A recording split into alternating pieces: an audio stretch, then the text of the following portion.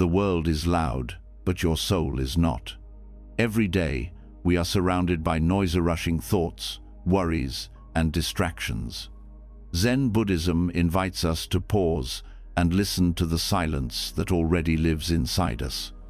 These stories gently guide the heart back to calm. Each one is a step toward peace, reminding us that true stillness doesn't come from the world around you. It begins with a quiet mind. Let's get started. The sound of bamboo in a dreamless mind. In the quiet mountains of Kyoto, there was an old Zen temple where monks trained in silence. The head monk, Master Riku, was known for his unusual way of teaching. He rarely gave lectures or used scripture. Instead, he would walk in the bamboo forest every morning before dawn, pausing often to listen. One evening, a young monk named Haru approached Master Riku with a troubled heart. Haru had been meditating every day, chanting sutras, sweeping the temple grounds, and studying the teachings. Yet, he confessed that he still felt lost inside. "Master," he said, "my thoughts will not stop. Even in meditation, my mind is loud. I feel like I'm failing. What should I do?" Master Riku looked at Haru gently and said, "Tomorrow morning, come with me into the bamboo grove. Do not speak. Just walk." The next morning, before the sun rose, Haru followed his teacher into the forest. The air was crisp. Mist lingered like a dream not yet forgotten. They walked in silence, their feet barely making a sound on the earth. Suddenly, the wind moved through the grove, and the tall bamboo began to sway. The canes tapped one another lightly, echoing like soft wooden chimes. Master Riku stopped and turned to Haru. "Do you hear it?" he asked. Haru nodded. "That," the master whispered, "is the sound of a mind without dreams." Haru frowned. "I don't understand," he said quietly. "The bamboo makes no plans. It does not hope to be louder or quieter. It sways because the wind tells it to, not because it wants to be seen or praised. Its music comes not from effort, but from surrender. Your mind is full because you are always chasing clarity. Stop chasing. Be like the bamboo. Sway when the wind comes. Be still when it leaves." In that moment, something shifted in Haru. He did not gain the answers he wanted, but for the first time, he stopped needing them. The rustling of the bamboo filled the air again, and this time, it filled the silence inside him too. Moral of the story: peace comes not by silencing the world, but by surrendering the need to control it. Like bamboo in the wind, true stillness flows from allowing, not resisting. When the mind no longer dreams of what should be, it begins to hear the music of what already is. The next story is called "Where the Wind Forgets to Blow." High in the mist-covered hills of an old monastery lived a monk named Sore. Unlike the others, Sore never seemed in a hurry. He walked slowly, ate slowly, and even swept the temple grounds as if time didn't exist. The younger monks often whispered that he was lazy or that he had lost interest in his training. But the abbot, a quiet man who rarely spoke more than a few words a day, once said something that silenced them. "Sore walks where the wind forgets to blow."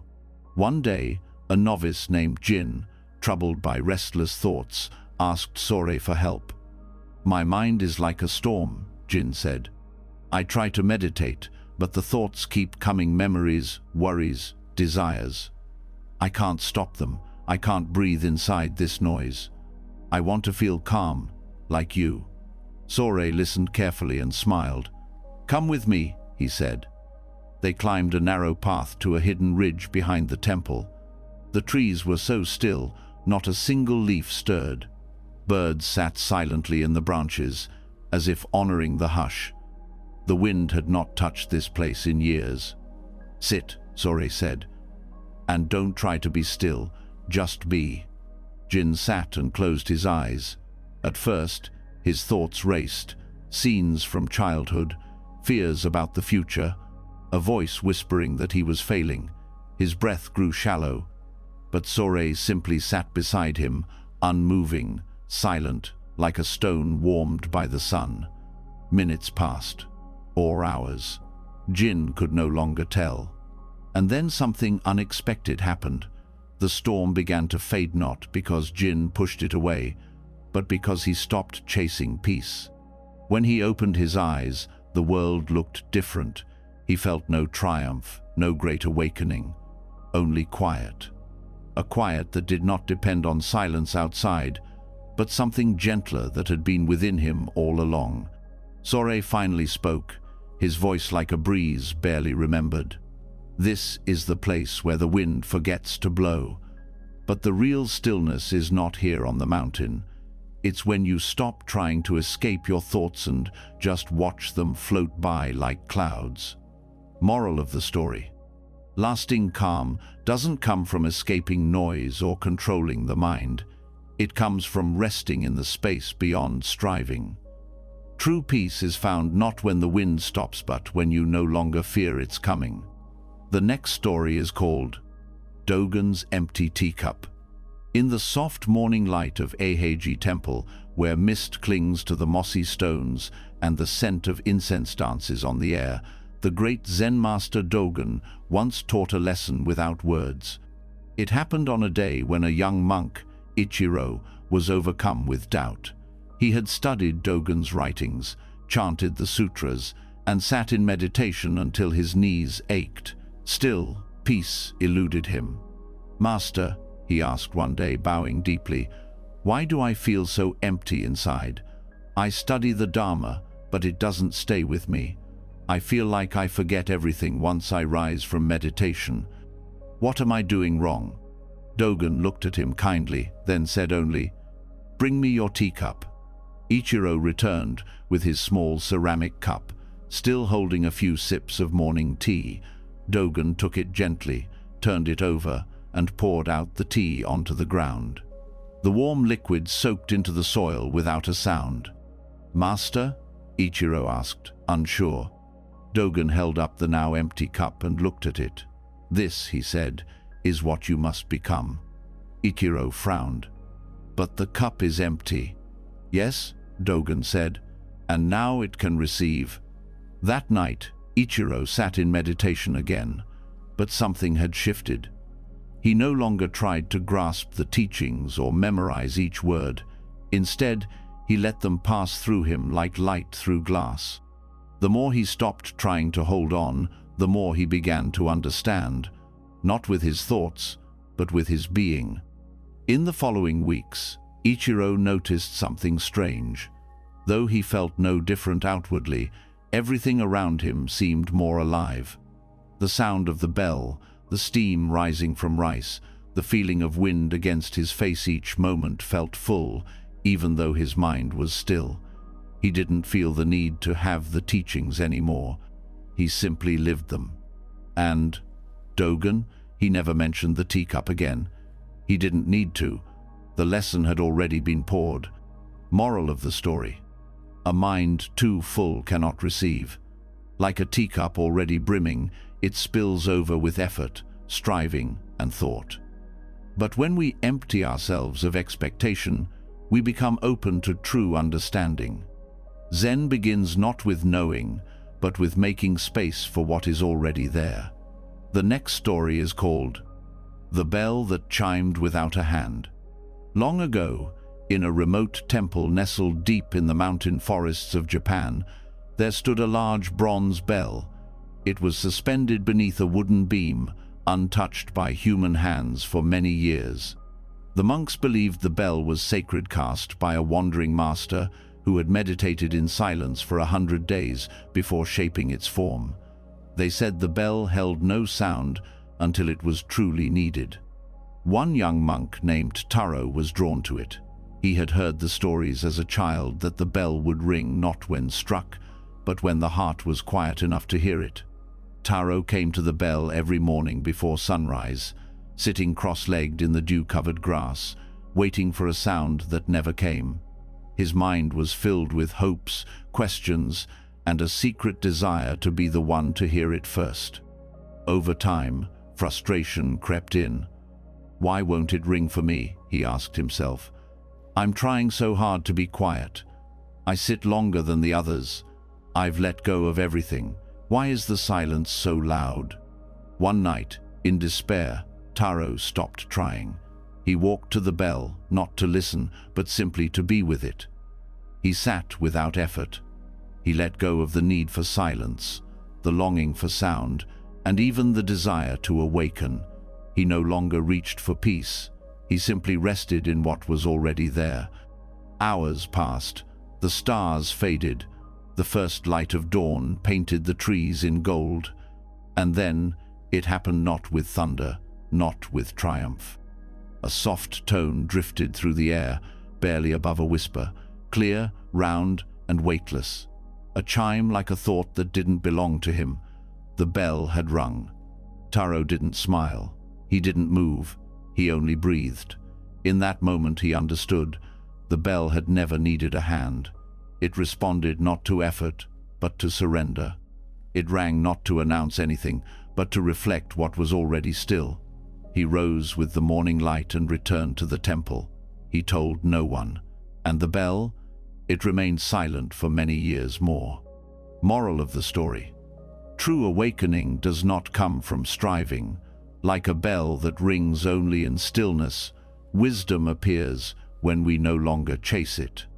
The deepest truths are not earned. They are received when the heart becomes quiet enough to hear what has always been speaking. The next story is called Shobogenzo and the Scentless Flower. In a quiet garden beyond the lecture hall of Eiheiji Temple, Master Dogen often walked alone, carrying with him no books, no brush, no scrolls, only the thoughts of the Shobogenzo, his treasured writing on the true Dharma eye. He never read it aloud to his students in this garden. Instead, he watched the flowers. One spring morning, a devoted disciple named Aki followed him along the moss-covered path. "Master," Aki asked gently, "why do you write so much, but teach so little with your voice? I have read your Shobogenzo, and yet I still struggle to grasp its meaning. The words are beautiful, but I feel nothing. Why is that?" Dogen did not answer immediately. Instead, he knelt beside a small white blossom, growing alone beside a stone basin. "Smell this," he said. Aki leaned in, puzzled. "There is no scent." "Exactly," Dogen replied. "But does that make it less of a flower?" Aki said nothing. The wind moved slightly through the garden, brushing the petals, but the flower remained still. "This flower does not bloom to impress," Dogen continued. "It does not release perfume to be noticed. It simply exists, perfect and complete. The Dharma is the same. The Shobogenzo is not meant to fill your senses. It is like this flower, subtle, quiet, sometimes without fragrance. But if you sit with it long enough, it changes you." Later that evening, Aki returned to his room and read the same page of the Shobogenzo he had read many times before. This time, he did not try to understand it. He let the words pass through him like wind through reeds. And for the first time, they did not confuse him, they softened him. He began to see that Dharma does not always arrive with feeling, or fireworks, or clarity. Sometimes it is a presence, a stillness, like a flower with no scent, existing just to be. Aki returned to the garden each morning. He never plucked that flower. It lived and died quietly, but its silence taught him more than any verse could. Moral of the story: wisdom does not always come with sensation. Like a scentless flower, truth can bloom quietly without reward, without recognition. The deepest teachings do not force themselves upon us. They reveal themselves when we stop needing to feel and simply begin to see. The next story is called When the Rice Grain Meditated. In a small village surrounded by golden fields and clear rivers, a humble monk named Kaito lived alone in a weathered hut. He was not well known or highly praised. He did not teach in temples or write in books. Instead, every day at dawn, he walked to the edge of the field, bowed deeply, and sat among the stalks of rice. He would remain there, unmoving, until the sun hung high above the sky. Children would giggle and ask, "What is he doing?" Their parents would only say, "He's praying to the rice." But in truth, Kaito was not praying. He was watching. One autumn, a curious young man named Ren, worn from the noise of life, came to visit Kaito. "I have read many sutras," Ren said. "I have followed every breath, counted every step, and memorized every teaching. But my heart is still noisy, my thoughts still run wild. Please teach me something that works." Kaito smiled and handed Ren a single grain of rice. "Watch this," he said. Ren stared at the grain, confused. "What should I see?" "Nothing," Kaito replied. "Just watch." Ren sat for an hour, then 2. His legs ached, his eyes blurred. He saw no wisdom, no change, only a silent, unmoving grain of rice resting in his palm. At sunset, Kaito finally spoke. That rice did not speak, it did not shine, it did not promise you peace, but it gave you everything. Your mind struggled, but the rice remained still. You judged, but it did not answer. You reached, but it stayed. And yet, all this time, it was enough. Ren looked down. The grain had not changed, but something in him had. His thoughts were tired now, not from battle, but from being witnessed. He no longer wished to quiet them. He wished only to sit beside them, like the rice had sat beside him, with no need to impress or solve. As the wind moved gently through the fields, Ren felt, for the first time in years, the calm of simply being. Moral of the story: peace is not something you force. Like a grain of rice, it does not move to prove itself. When we stop needing every moment to teach, to shine, or to fix us, we begin to understand. Stillness is not Madet, is noticed, quietly waiting beneath all the noise we bring. The next story is called The Monk Who Whispered to a Pebble. In a quiet valley where the river curled like a ribbon through pine-covered hills, there lived an old monk named Renji. He was known not for his sermons or rituals, but for something strange. He spent his days walking along the riverbank, whispering softly to the stones. Visitors to the temple often asked about him. Some laughed. Others thought he had gone mad with age. But the abbot would only smile and say, "Renji speaks to what others ignore." One summer afternoon, a young monk named Sota grew curious. Burdened with thoughts he couldn't silence and fears that clung like shadows, he followed Renji to the river. The old monk crouched near the water, his hand hovering above a small pebble, speaking words too soft to hear. Sota finally asked, "Why do you whisper to a pebble, master?" Renji looked up, his eyes calm like still water. "Because it listens." Sota blinked. "But it's a stone." "Yes," Renji said. "And yet it never interrupts, never judges, never tries to fix me. It simply receives. That's more than most people can do." Sota sat beside him, his heart aching with things he had never said aloud, his doubts about his practice, his hidden anger, his longing for peace. "Sometimes," he whispered, "I feel like I carry the whole world in my chest. But when I try to speak it, it sounds small and foolish." Renji picked up a smooth grey pebble and placed it in Sota's hand. "Then speak it here. Say every word, even the ones that don't make sense, not to be heard, but to let go." Sota closed his eyes, and for the first time spoke his pain to something that asked nothing in return. He cried quietly, words falling like leaves onto the stone in his palm. When he finished, the world felt lighter, not because anything had changed, but because he had. Renji nodded. "This pebble now knows your burden. Let the river carry it." Sota stood and gently tossed the pebble into the flowing stream. The ripples faded. The silence returned. Moral of the story: healing begins not with answers, but with release. Even the smallest stone can hold our pain if we are willing to let it go. Sometimes the path to peace is not to be understood, but simply to be heard, even if only by the earth itself. The next story is called "A Cloud Once Asked the Moon."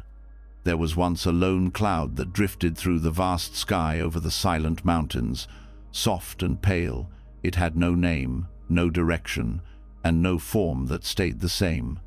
Each day, the cloud watched the world below, rivers rushing, trees shaking, cities pulsing with noisy, and wondered where it belonged. At night, when the world grew quiet, the cloud would float in the moonlight, hoping to find peace in its silver glow. One night, unable to carry its questions any longer, the cloud whispered to the moon, "Why do I feel so lost? I change every day. The winds push me without asking. I do not shine like you, steady and bright. How do you stay so calm?" The moon, ancient and quiet, did not answer right away. It simply continued to cast its light, not only on the cloud, but on the mountains, the sea, and the sleeping world. The cloud waited, hovering, wrapped in its longing. Finally, the moon said, "I do not shine on my own. My light is borrowed, and even I disappear some nights. Still, I do not fear the dark. I rest in it. What you call change is not your weakness. It is your nature." The cloud trembled, "But when I try to hold my shape, I disappear. When I try to be still, the wind carries me away. I have no control." "Exactly," the moon replied. "The wind may move you, but it cannot disturb your being. Your softness is your strength. You reflect the light, just as I do. You do not need to hold anything, not your shape, not your path, not even your peace. Let it pass through you." The cloud fell silent. For the first time, it stopped trying to become something. It stopped resisting the wind or searching for the sky's approval. It simply floated weightless, ungrasping, free. Below, the rivers sparkled, the mountains glowed, and though nothing had changed, the cloud had never felt more whole. Moral of the story: true peace doesn't come from holding on, but from allowing. Like the cloud that asks nothing of the wind and still finds its way, we too find calm when we stop demanding to be still and simply become what we already are. The next story is called "Beneath the Footsteps of a Cicada." In the warm stillness of late summer, when the sun poured like honey over the hills, a young monk named Kaoru sat alone in the garden of an old Zen temple. His thoughts raced, loud and sharp, cutting through his peace like broken glass. He had tried to meditate all morning, but his mind buzzed with unfinished duties, past mistakes, and the fear of not being good enough. As he sat, restless and defeated, a sudden shrill sound pierced the Ira cicada's cry. It rang out from the branches above, steady and loud, rising like a chant from deep within the earth. Kaoru winced at first. The sound was harsh, invasive, relentless. It mirrored the storm in his mind. Just then, the old garden keeper, Master Nanshi, shuffled by with a watering pot in hand. Seeing Kaoru's troubled face, he paused. "Do you hear that cicada?" he asked. Kaoru nodded, sighing. "Yes, it's too loud. I can't think." Master Nanshi smiled. "Then don't think. Listen." Kaoru frowned, confused. The master pointed to the stone path winding through the moss. "Long ago, my teacher told me this. If you can hear the footsteps beneath a cicada's cry, you are close to stillness." Kaoru blinked. "But cicadas don't walk, and their sound is everywhere." "Exactly," the master said, his eyes soft. "Stillness is not the absence of sound, it's the presence beneath it. Even the loudest cry rests on silence." That evening, Kaoru returned to the garden. He sat again, But this time, he did not resist the cicada's voice. He didn't label it as noise. He didn't wish it away. He let it wash over him like a tide. Underneath the shrill pulse, he began to sense something steady like the earth itself, listening. Beneath the cry, a stillness lived. Beneath that stillness, his breath. Suddenly, the sound no longer bothered him. It became part of the moment, part of his being. The cicada sang, and Kauru at last heard the silence within the sound.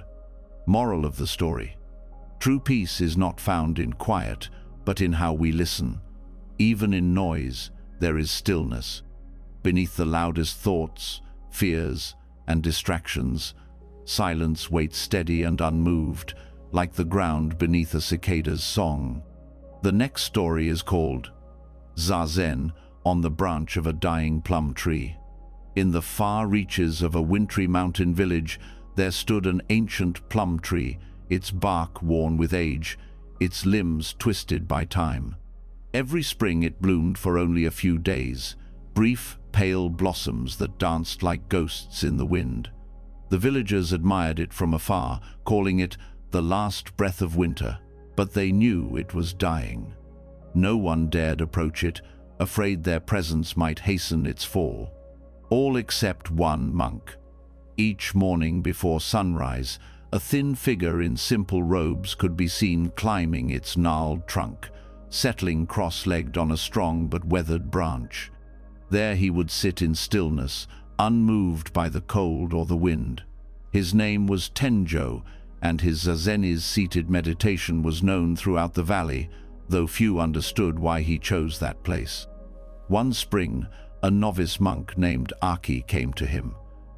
"Master Tenjo," he asked, bowing low beneath the tree, "why do you meditate on this dying branch?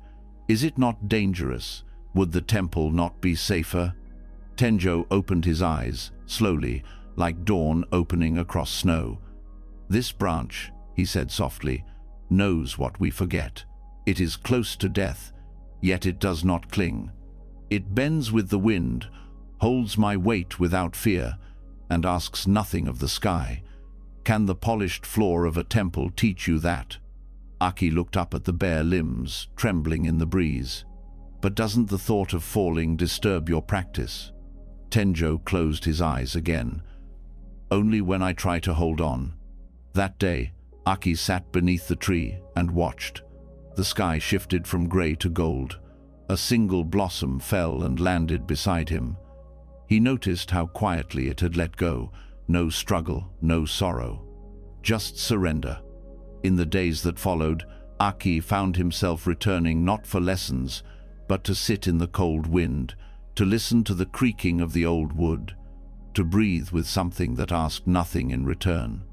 And when the tree finally fell the next winter, it made no sound of despair, only a silence that felt like peace. Moral of the story: stillness is not found in comfort or certainty. Like sitting zazen on a dying branch, peace comes when we stop fearing the fall. Everything is passing, but when we accept this, even decay becomes sacred. The next story is called The Well with No Reflection. In a small, forgotten village surrounded by forests and fog, there was an old stone well at the edge of a crumbling temple. The villagers whispered that it was cursed. "It gives water," they said, "but no reflection." Many avoided it, afraid of what it meant. A well that didn't show your face was a place where something was missing or hiding. One autumn morning, a wandering monk named Masaki arrived in the village. His sandals were worn, and his robes held the scent of wood smoke and long travels. He asked for a drink, and an old woman pointed nervously toward the silent well. "There's water," she warned, "but you won't see yourself in it." Masaki smiled gently. "That's why I came." When he reached the well, he leaned over and peered inside. Clear water glistened far below, but no reflection met him, only stillness. He pulled the rope, raised the bucket, and drank. Then he sat beside the well and closed his eyes. Hours passed. A curious boy from the village approached and asked, Aren't you afraid that the well hides your face? Masaki opened his eyes and said, "Some wells show what we are. This one shows what we are not." The boy looked puzzled. Masaki continued, "When you look into a mirror, you see your face. But when you look into silence, what do you see? Nothing, and yet something stirs. That nothingness is where truth lives. Not the shape of you, not the story of you, but the space beneath it." The boy peered into the well. "But it's empty." "Exactly," Masaki whispered. "And in emptiness, nothing can lie." He stayed beside the well for 3 days, saying little, eating sparingly, simply watching the sky reflect in the bucket's surface but not in the water below. He taught no lessons, gave no sermons. And yet more villagers came no to drink, but to sit, to be with the stillness. They stopped needing to see their reflection. Somehow they felt more real without it. The well never changed. It continued offering water with no image. But after that season, people stopped fearing it. They began calling it the listening well. Moral of the story: we search for ourselves in reflections, names, and roles. But the truest part of us cannot be seen, it can only be felt in silence. Like a well that gives water but no image, deep wisdom asks nothing in return and reveals everything when we stop needing to see ourselves. The next story is called Rainfall on the Void Gate. In the secluded hills of a forgotten province, there stood a strange gate with no walls, no doors, and no temple behind it. Locals called it the Void Gate. It was made of worn black stone, carved long ago by monks who had vanished from memory. Travelers often passed it by, unsure whether it was a ruin or a riddle. But when the rains came gentle and unbroken, the gate became alive. Water ran in threads down its sides, gathering in the cracks, dripping like slow tears from the stone. Monks from nearby temples would walk to it in silence, standing before the empty frame as if waiting for something. Yet no one ever entered. There was nothing to enter. A young seeker named Miro came during the monsoon season, soaked to the bone and weary from questions he could no longer answer. He had wandered through teachings, sat at the feet of masters, and filled journals with words about enlightenment. Still, his mind raced. Nothing brought him stillness. Seeing the monks in silent vigil before the gate, Miro approached one. "Why do you pray at something so empty?" he asked. The old monk turned slowly and pointed to the space within the gate.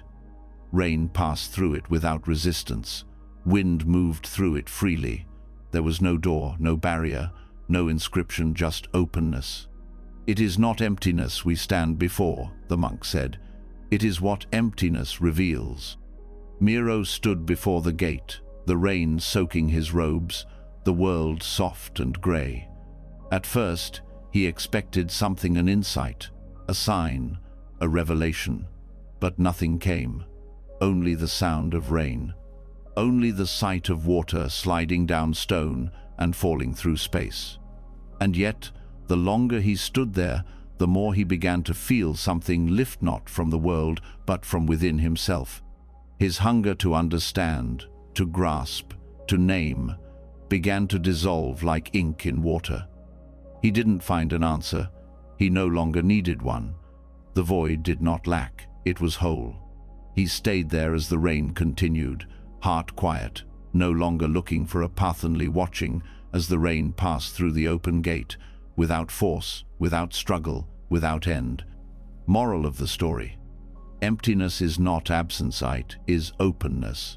Like rain falling through an open gate, peace flows when we stop demanding form, meaning, or control. The void does not speak, but it frees. In letting go of the need to enter, we arrive. The next story is called The Mirror That Refused to Reflect. In the heart of a quiet Zen monastery hidden in the mountains of Korea, there was a room that held only one object, a tall, ancient mirror with a polished surface as smooth as glass. It was said to be a gift from a nameless monk, centuries ago, who had reached enlightenment and vanished into the mist. But there was something strange about this mirror. No matter who stood before it, it showed nothing. Not a shadow, not a shape, not even a flicker of light. Many monks found the room unsettling. They would enter, stand before the mirror, and grow frustrated. "Why won't it show me?" some asked. "Is it broken?" others whispered. Few returned. But one young monk, Aya, kept going back. She had come to the monastery after years of inner turmoil, unable to quiet the relentless noise in her mind. Her past haunted her. Her future frightened her. She believed that if she could just see herself clearly, she might finally find peace. Day after day, she stood before the mirror.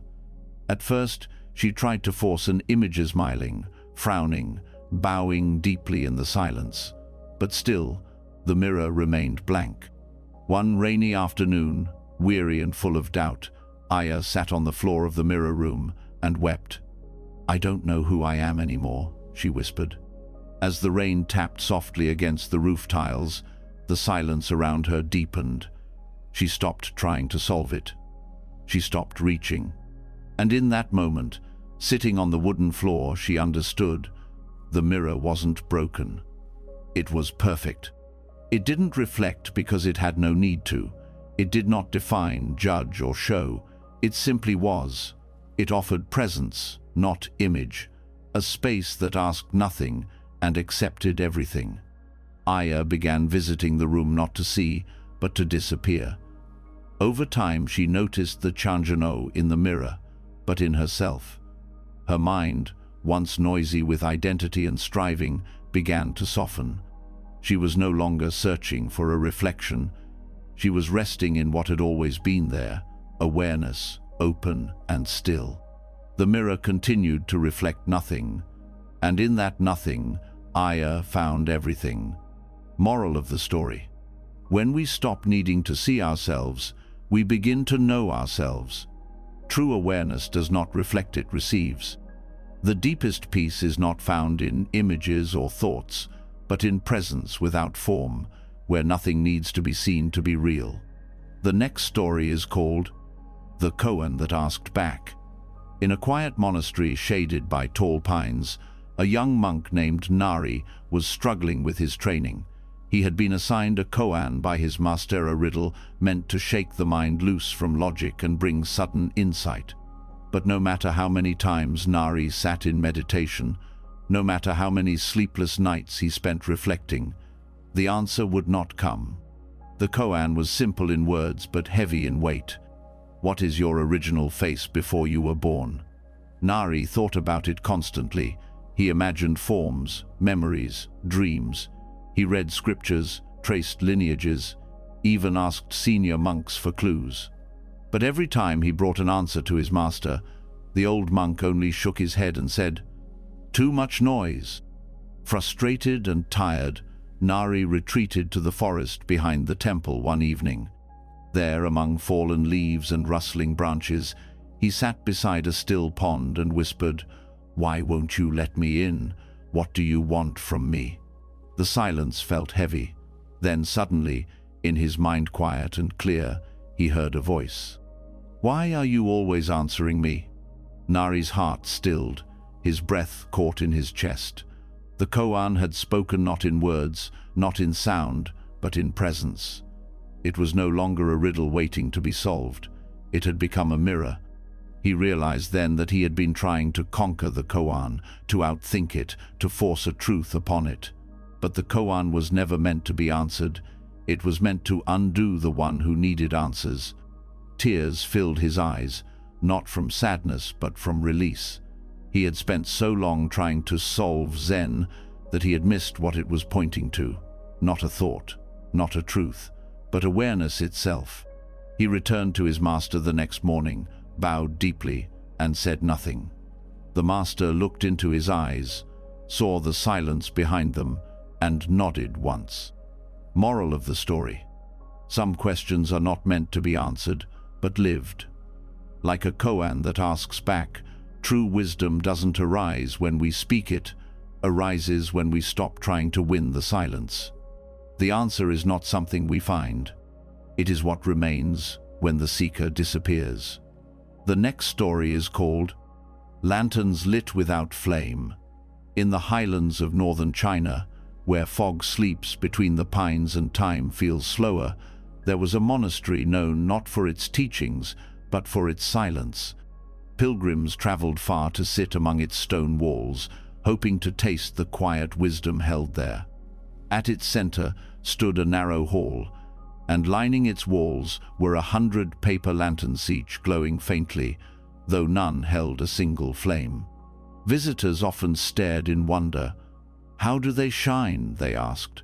But the monks gave no answer, only gentle smiles and bowed heads. To them, the question was never the point. One winter evening, a young traveler named May arrived, her heart worn from grief. She had lost her father, left her village, and wandered in search of something she could not name. The silence of the temple unsettled her. She missed noise, laughter, warmth. She sat in the lantern hall for hours, waiting for understanding to rise like heat from a candle. Finally, she turned to the elder monk who swept the floor and asked, "How do the lanterns glow without fire?" The monk paused, leaned on his broom and said, "Not all light is made of flame." May frowned. "But there is no oil, no wick, no spark. It makes no sense." The monk walked to one lantern and pointed to the paper. "When this was made," he said, "the monk who crafted it was grieving. He folded his sorrow into each crease, breathed his prayers into the frame. He made it not to shine, but to release what he held inside. And when he let go, the lantern glowed." May's voice trembled. "So, it's not real light?" "It's not meant for the eyes," the monk replied. "It is light that eases the heart." That night, May took a sheet of rice paper, and for the first time since her father's passing, she let the sorrow move through her. She folded quietly in the lantern hall, her tears falling without shame. She did not think. She did not fix. She only released. And when she placed the lantern on the beam beside the others, something within her began to glow soft, invisible, and warm. Moral of the story: some light cannot be seen, only felt. True healing glows from within, not through force, but through quiet release. When we let go of what burdens us, we carry a brightness that needs no flame to be real. The next story is called Silence, Taught by an Absent Master. In a remote temple resting atop cliffs that overlooked a sea of clouds, the monks lived by the teachings of a master who had long since vanished. His name was Master Haku, and no one knew where he had gone. One day, he had simply walked beyond the temple gates and never returned.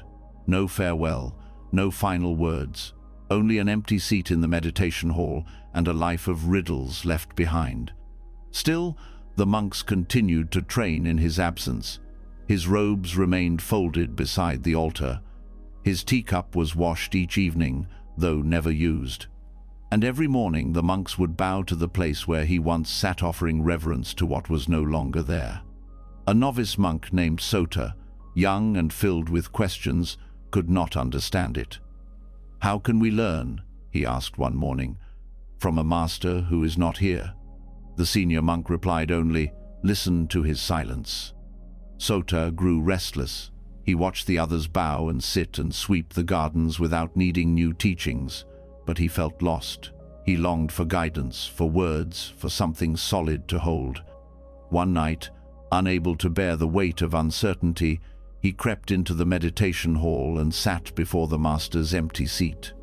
He closed his eyes and whispered, "Where did you go? Why did you leave us?" There was no answer, only the sound of wind brushing the paper walls, the soft crackle of the candle nearby, the echo of his own breath in the stillness. And yet, in that quiet, Sota noticed something he never had before. The silence was not hollow. It was full. It had shape, weight, texture. It listened without judgment.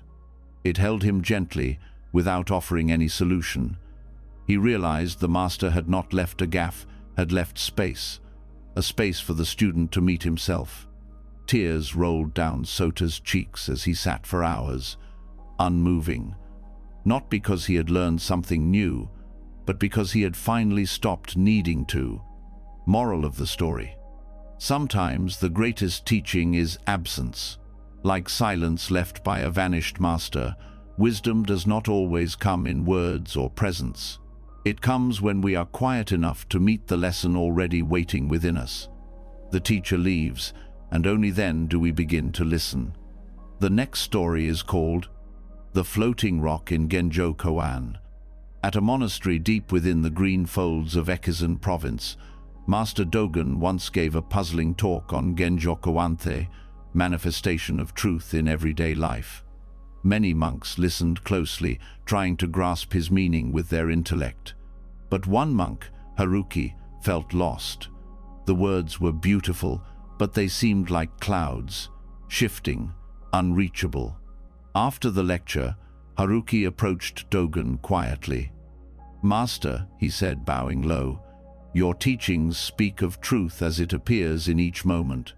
But my mind clings to thoughts, to the past, to desire. I try to let go, but I feel heavy, like a rock tied to the bottom of a river." Dogen looked at him calmly and said, "Then perhaps you are not sinking deep enough." Haruki blinked in confusion. "Master?" Dogen turned and pointed to the small mountain lake behind the zendo. "Tomorrow morning," he said, "bring me a rock from the lakeside." At dawn, Haruki returned with a fist-sized stone, smooth and dark. Dogen took it in silence, walked to the water's edge, and gently placed it in the still surface. The rock sank slowly, leaving widening ripples. "Now," Dogen said, "watch." Haruki waited. Minutes passed. Then, to his shock, the rock began to resonate entirely, but just enough. A single air bubble had become trapped beneath it, caught by the curve of the stone, lifting it slightly off the lake bed. Haruki stared. "How?" Dogen said. "This is Genjo-koan. The truth of this very moment is not about floating or sinking. It's about seeing what is completely. You are not heavy because you are flawed. You are heavy because you resist the weight. The moment you stop struggling to rise, a small pocket of grace may lift you." Haruki stood in silence, the lake glimmering in the morning sun. For the first time, he did not try to understand Dogen's words. He felt them. Like the rock, something in him had settled and, because it had, something else had quietly risen. Moral of the story: when we stop trying to rise, we begin to float. Truth is not about escape or effort, but about full presence in what is. In the depths of being where heaviness and stillness meet, grace quietly gathers and carries us without force. The next story is called Breath of the Frog on Snow. Deep within the northern forests, where the trees stand like ancient guardians and winter covers the land in soft white stillness, a small Zen hermitage sat beside a frozen stream. Few people ventured there, for the snow made the journey long, and the silence too deep for most to bear. But within that silence lived a monk named Shunyo. He spoke little, kept no visitors, and was known only for a single habit. Each evening, as the sky darkened and frost gathered on the windows, he would walk barefoot into the forest and sit by the edge of the snow-covered stream. There, under bare branches and the pale shimmer of moonlight, he would sit for hours, eyes open, breath slow, unmoving. One harsh winter evening, a traveler arrived at the hermitage seeking shelter and wisdom. He was weary, his heart weighed down by failure and noise from a life he no longer understood. "I have read many books," he told Shunyo, "and spoken with many teachers, but my heart is still heavy. My thoughts shout at me. My spirit is tired. Please, teach me something that will quiet this storm." Shunyo simply nodded and gestured for him to follow. They walked in silence through the woods, snow crunching beneath their feet, until they reached the stream. There, beside a thin patch of ice, a small green frog sat on a rocket's breadth visible in the freezing air. The frog did not leap away. It only breathed, slow and steady, its tiny sides rising and falling in rhythm with the falling snow. Shunyo knelt beside it and whispered, "Watch." The traveler stared, confused at first, but as he focused, something began to shift. The cold on his skin faded from discomfort to sensation. The sound of wind became soft, like a lullaby. His thoughts, once sharp and loud, began to drift like snowflakes seen, but no longer feared. The frog continued to breathe, undisturbed, as if the cold could not touch it, as if time did not matter, as if to be was enough. In that moment, the traveler felt tears warm his cheeks, not from sorrow, but from a peace he had forgotten was possible. Moral of the story: stillness is not always grand. Sometimes it is as small as the breath of a frog on snow. In the quietest of moments, when we stop searching and simply watch, we remember that peace does not need to be created, it only needs to be noticed. The next story is called When the Sutras Were Written in Ash. In a remote village carved into the cliffs of western China, there stood a small temple made of dark wood and silence. The villagers were poor but faithful, lighting incense each morning and bowing with cracked hands and humble hearts. Inside the temple, there was only one copy of the sutras, handwritten long ago by an old monk who had passed away in peace. One summer, a great fire swept down from the hills. Dry winds fanned the flames through trees and roofs, and the temple was lost within hours. When the villagers returned, all that remained was a blackened frame and a floor covered in ash. The sacred sutras were gone. The people wept openly. "How will we remember the teachings now?" they asked. "The words are gone, the wisdom is lost." But among them was a quiet novice named Renshu. He had never been allowed to read the sutras directly. Instead, he had spent his days sweeping the temple and listening as the elder monks chanted aloud.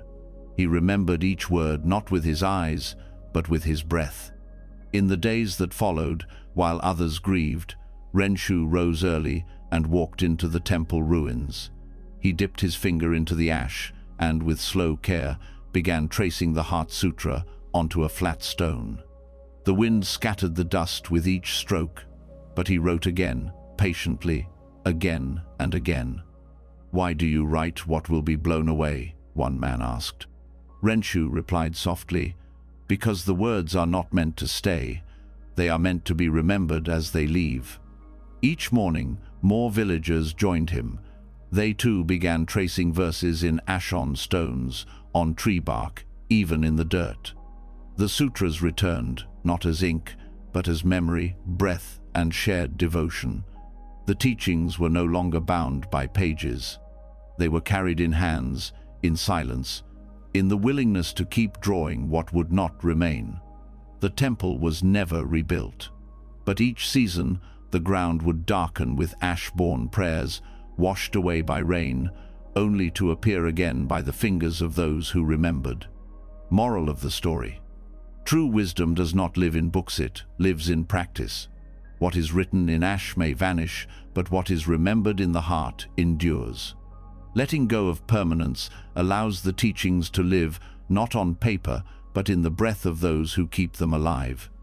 The next story is called The Day the Temple Doors Disappeared.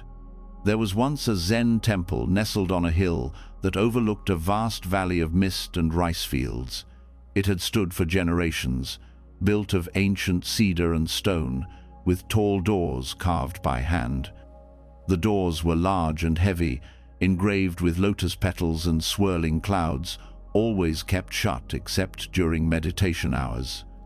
To enter, one had to bow, breathe deeply, and feel ready.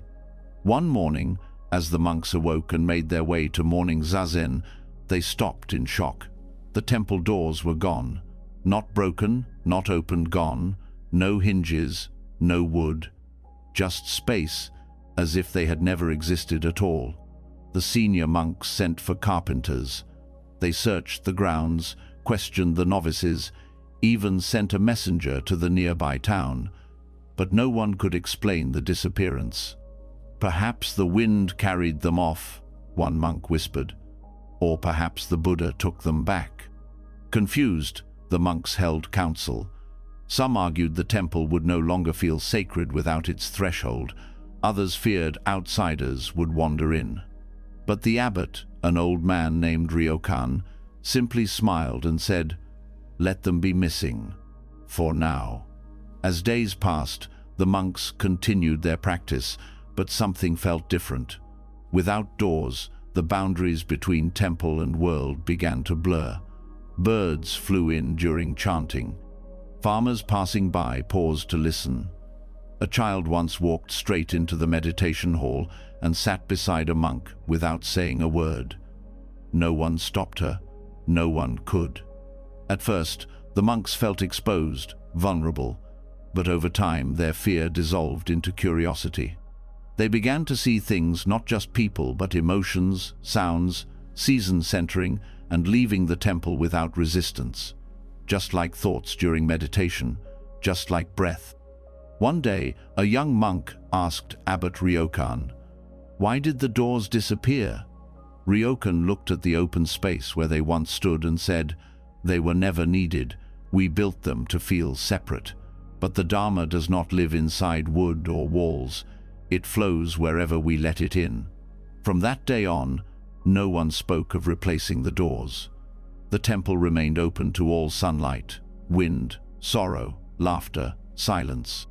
Moral of the story: we build walls to feel safe, but sometimes peace comes when those walls vanish. Like the temple without doors, true practice begins when we stop dividing sacred from ordinary. Enlightenment doesn't wait inside. It walks freely through whatever we allow in. The next story is called Stillness in the Scream of a Goose. At the edge of a tranquil lake near the temple of Solgenji, monks would gather each dawn to sit in zazen.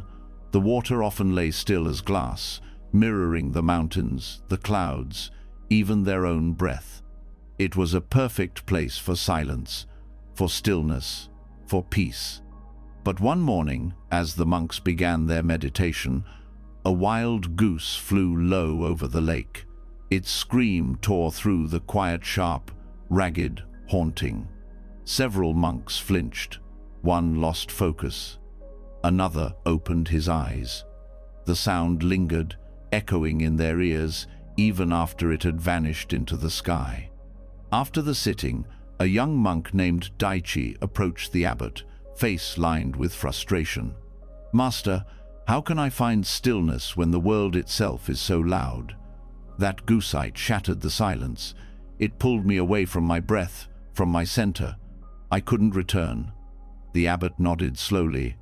Then he asked, "What do you think silence is, Daichi?" "Stillness," the young monk answered. "No sound, no distraction, nothing pulling the mind away." The abbot picked up a stone and tossed it into the lake. Ripples spread across the surface. "Look," he said. "Was the lake disturbed?" "Yes, master." "And now?" Daichi watched. The water had returned to stillness. The ripples had vanished. "Is the lake angry?" the abbot asked. "No," Daichi replied. "Then why are you?" Daichi lowered his gaze, unsure. The abbot's voice softened. "Stillness does not mean nothing ever moves. It means nothing needs to be held. The scream of the goose is not the problem. Your clinging to silence is. Let the goose cry. Let the lake ripple. Let your thoughts rise. And then let them fall." That night, Daichi sat alone by the lake. He did not wait for silence. He welcomed the sounds, the wind, the water, the distant cry of another bird. And beneath the noise, something opened. A kind of stillness he had never known. Not the silence of absence, but the stillness of not needing to fight what came. The goose screamed again. Daichi did not flinch. He bowed. Moral of the story: stillness is not found in silence, but in surrender. peace is not the absence of sound, it is the presence that does not resist sound. When we stop clinging to calm, we begin to find it even in the scream of a passing goose. The next story is called When Sand Meditated on Itself. In the heart of a vast desert where the sky burned blue and the wind carved silent paths through dunes, there was a monk who had left the world behind. He lived with no roof, no belongings, only a bowl for water and a place beneath the stars. His name was Anju, and those who passed through the desert called him the monk of endless ground. One traveler, parched and weary, found Anju seated on a dune at sunrise, his eyes open, unmoving, as the grains of sand slowly shifted beneath him. The wind moved across the landscape, lifting tiny whirls into the sky, but Anju did not blink. His breathing was like the desert itself, slow, soft, ancient. The traveler asked, "What are you looking at?" Anju replied, "Nothing." "But you've been staring at the same spot for hours." "I'm not staring," he said. "I'm sitting with sand as it remembers itself." The traveler laughed. "Sand doesn't think." "No," Anju said gently, "but it remembers. Every grain was once a mountain, and now it rests in silence, not clinging to what it was." The traveler sat beside him, confused yet strangely moved. The wind brushed over their skin, the heat began to rise, stillness fell like a hush over the dunes. Anju scooped a handful of sand and let it fall slowly through his fingers. "Each grain is alone," he whispered. "Each one small, forgotten, but together they make the ground. They hold up everything without needing to be seen." The traveler looked down. The sand was everywhere beneath him, around him, within his shoes, his hands. It made no effort to impress. It didn't resist the wind or seek shelter from time. It simply rested in what it was. He closed his eyes. For the first time, he did not try to breathe deeply or think clearly. He simply let himself be as he was, no more or less important than the ground beneath him. And in that stillness, he heard no voice, no wisdom, no teaching, only the silence of countless grains being enough. Moral of the story: we search for meaning in grand forms, but sometimes wisdom is as quiet as sand. Like sand meditating on itself, peace arises when we stop needing to become more. In the stillness of just being, we remember that we already are. The next story is called The Bodhi Tree That Forgot Enlightenment. In a quiet garden behind a small village temple, there stood a Bodhi tree planted generations ago by monks who wished to honor the Buddha. The villagers believed the tree to be sacred. It was said to offer peace to those who sat beneath it, especially during the rainy season when the world felt heavy and restless. Over time, people came from distant places to sit beneath its broad leaves. They meditated, prayed, wept, and whispered their wishes into its bark. Some claimed they had visions.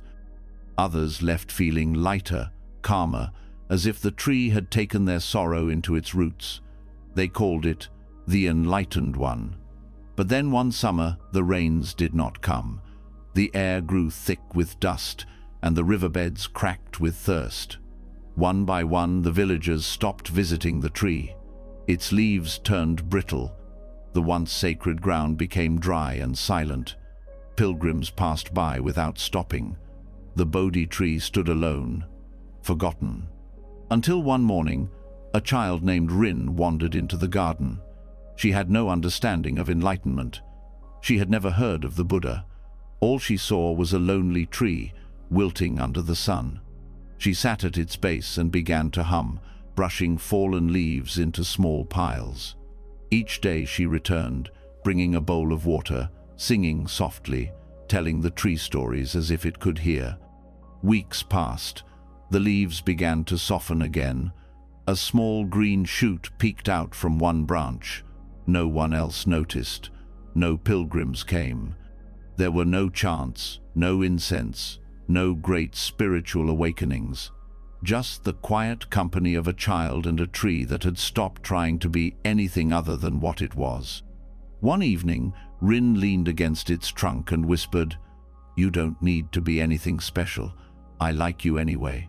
And in that moment, the tree once revered, once abandoned, stood simply as a tree, not sacred, not enlightened, just fully present.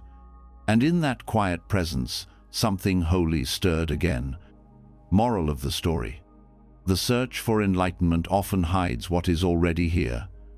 True peace is not found in being special, holy, or perfect, but in being fully alive, even when forgotten. When we stop needing to be enlightened, we begin to embody the simplicity that awakening truly is. The next story is called The Question That Unasked Itself. At a quiet monastery nestled between two rivers, there lived a monk named Ima who had been troubled for years by a single question: what is the meaning of all this? She did not ask it aloud every day, but it lived within her, whispering through her every breath, pressing at the edges of her silence during meditation and waking her before dawn. She asked her teachers. They gave her answers that were beautiful but fleeting words like emptiness, presence, no, self. She memorized scriptures, studied the ancient masters, sat for hours in deep zazen. Still, the question returned. It shaped her steps, colored her chanting, followed her like a quiet shadow. One evening, after many years of seeking, Ima walked alone to the monastery's stone garden. The sun was setting, and the sky blushed with fading light. She sat by a single smooth rock and let her hands rest in her lap. The air was still. The cicadas had not yet begun their song. With tears rising but no reason left to explain them, Ima whispered again, "What is the meaning of all this?" But this time she didn't expect an answer. She didn't even want one. The question was not a demand, it was just the last breath of her longing. She sat for a long time, until the sky turned dark and stars began to stretch across it. No words came, no sudden insight, only the sound of her own breath and the soft silence around her. And then something quiet happened, not to the world, but within her. The question that had haunted her for years no longer felt like something she needed to ask. It did not get answered. It simply faded like a ripple that forgets why it began. She smiled, not from understanding, but from the relief of no longer needing to. In that moment, it didn't matter if she knew the meaning. The breeze was soft on her skin. The stone beneath her felt cool and kind. The world was just as it was, and so was she. Moral of the story: some questions do not need answers, they need space. Like a question that unasks itself, peace arrives not when we solve the mystery, but when we stop needing it solved.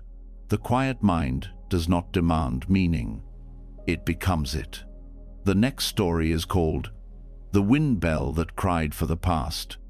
At the entrance of a crumbling mountain temple, a small bronze wind bell hung from the wooden beam of an old gate. It had once been bright and golden, but time and rain had tarnished its surface into a dull green-gray. The monks never replaced it. They believed it still held something sacred, not in its sound, but in its memory. One monk, Elder Sanyu, often sat near the bell during his afternoon meditations. He had been at the temple since he was a boy. He had seen teachers die, disciples come and go, and the walls lose their color. He never missed a day beneath the wind bell, and though it rang only when the wind stirred just right, he seemed to hear it even in stillness. One day, a new monk named Kaito asked him, "Why do you sit here, under something so old and broken? The bell barely rings, and when it does, it sounds like it's morning." Sanyu smiled faintly. "It is morning," he said. "It cries for the past, for what has gone. And that is why I sit here." Kaito was puzzled. "But isn't Zen about letting go of the past?" Sanyu gently touched the frayed cord where the bell hung. "Letting go," he said. doesn't mean forgetting. The bell doesn't resist the wind. It doesn't beg to sound like it once did. It rings how it can, with the shape time has given it, and in doing so, it remembers but doesn't cling. That evening, wind swept through the pine-covered hills. The bell stirred, its voice low and uneven, almost like a whisper weeping. Kaito paused. As he heard it, something about the sound pulled at his chest. A note of sorrow, a memory without name. He sat next to Sunyu in silence. That night, for the first time in years, the old bell rang more than once. No one spoke of it. They just listened. Moral of the story: letting go doesn't mean erasing what came before. It means honoring the past without being held by it. Like a weathered bell that sings in its own cracked voice, we too can carry memory with grace, allowing sorrow to move through us without clinging, and finding peace in the sound it leaves behind. The next story is called Zen in the Shadow of a Koya Grave. Mount Koya was blanketed in mist, its cedar trees standing like silent monks in prayer.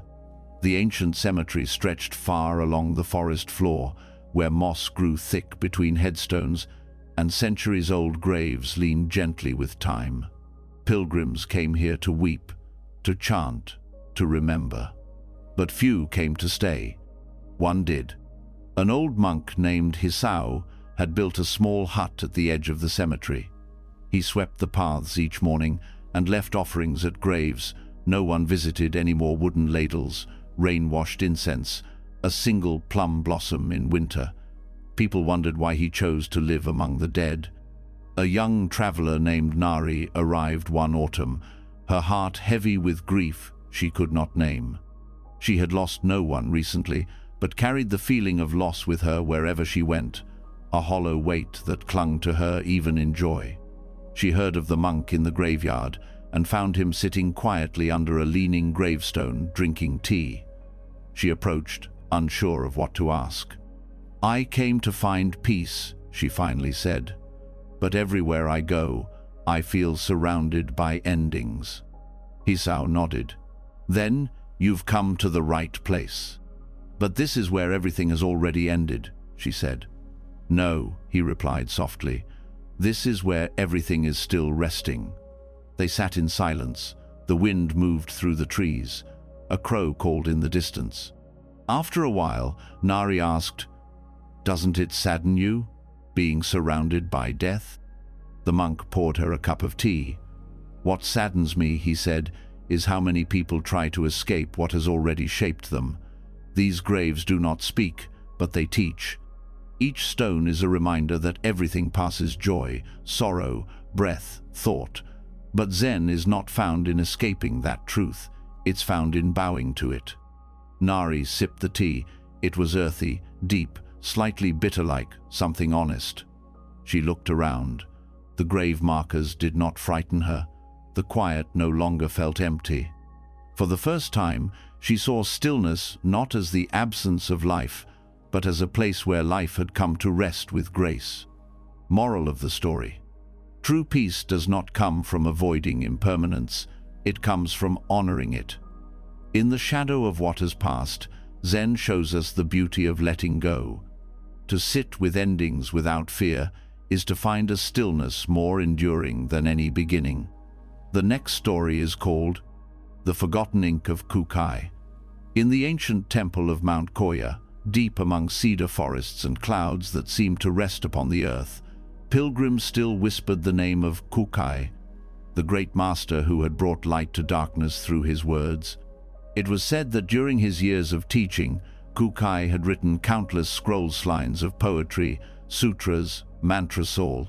In a special ink he prepared himself, using soot, water, and silence. But one scroll remained unwritten. According to legend, Kukai had once begun to write a final teaching, something he believed no words could fully capture. He dipped his brush into the ink, placed it against the parchment, and then paused. He did not move. He did not write. He simply stared, breathing slowly, as if listening to something beyond the wind. After many moments, he placed the brush down and left the room. He never returned to finish it. The blank scroll remained hidden in the temple for generations, sealed in a wooden box, untouched. Monks were told never to write on it.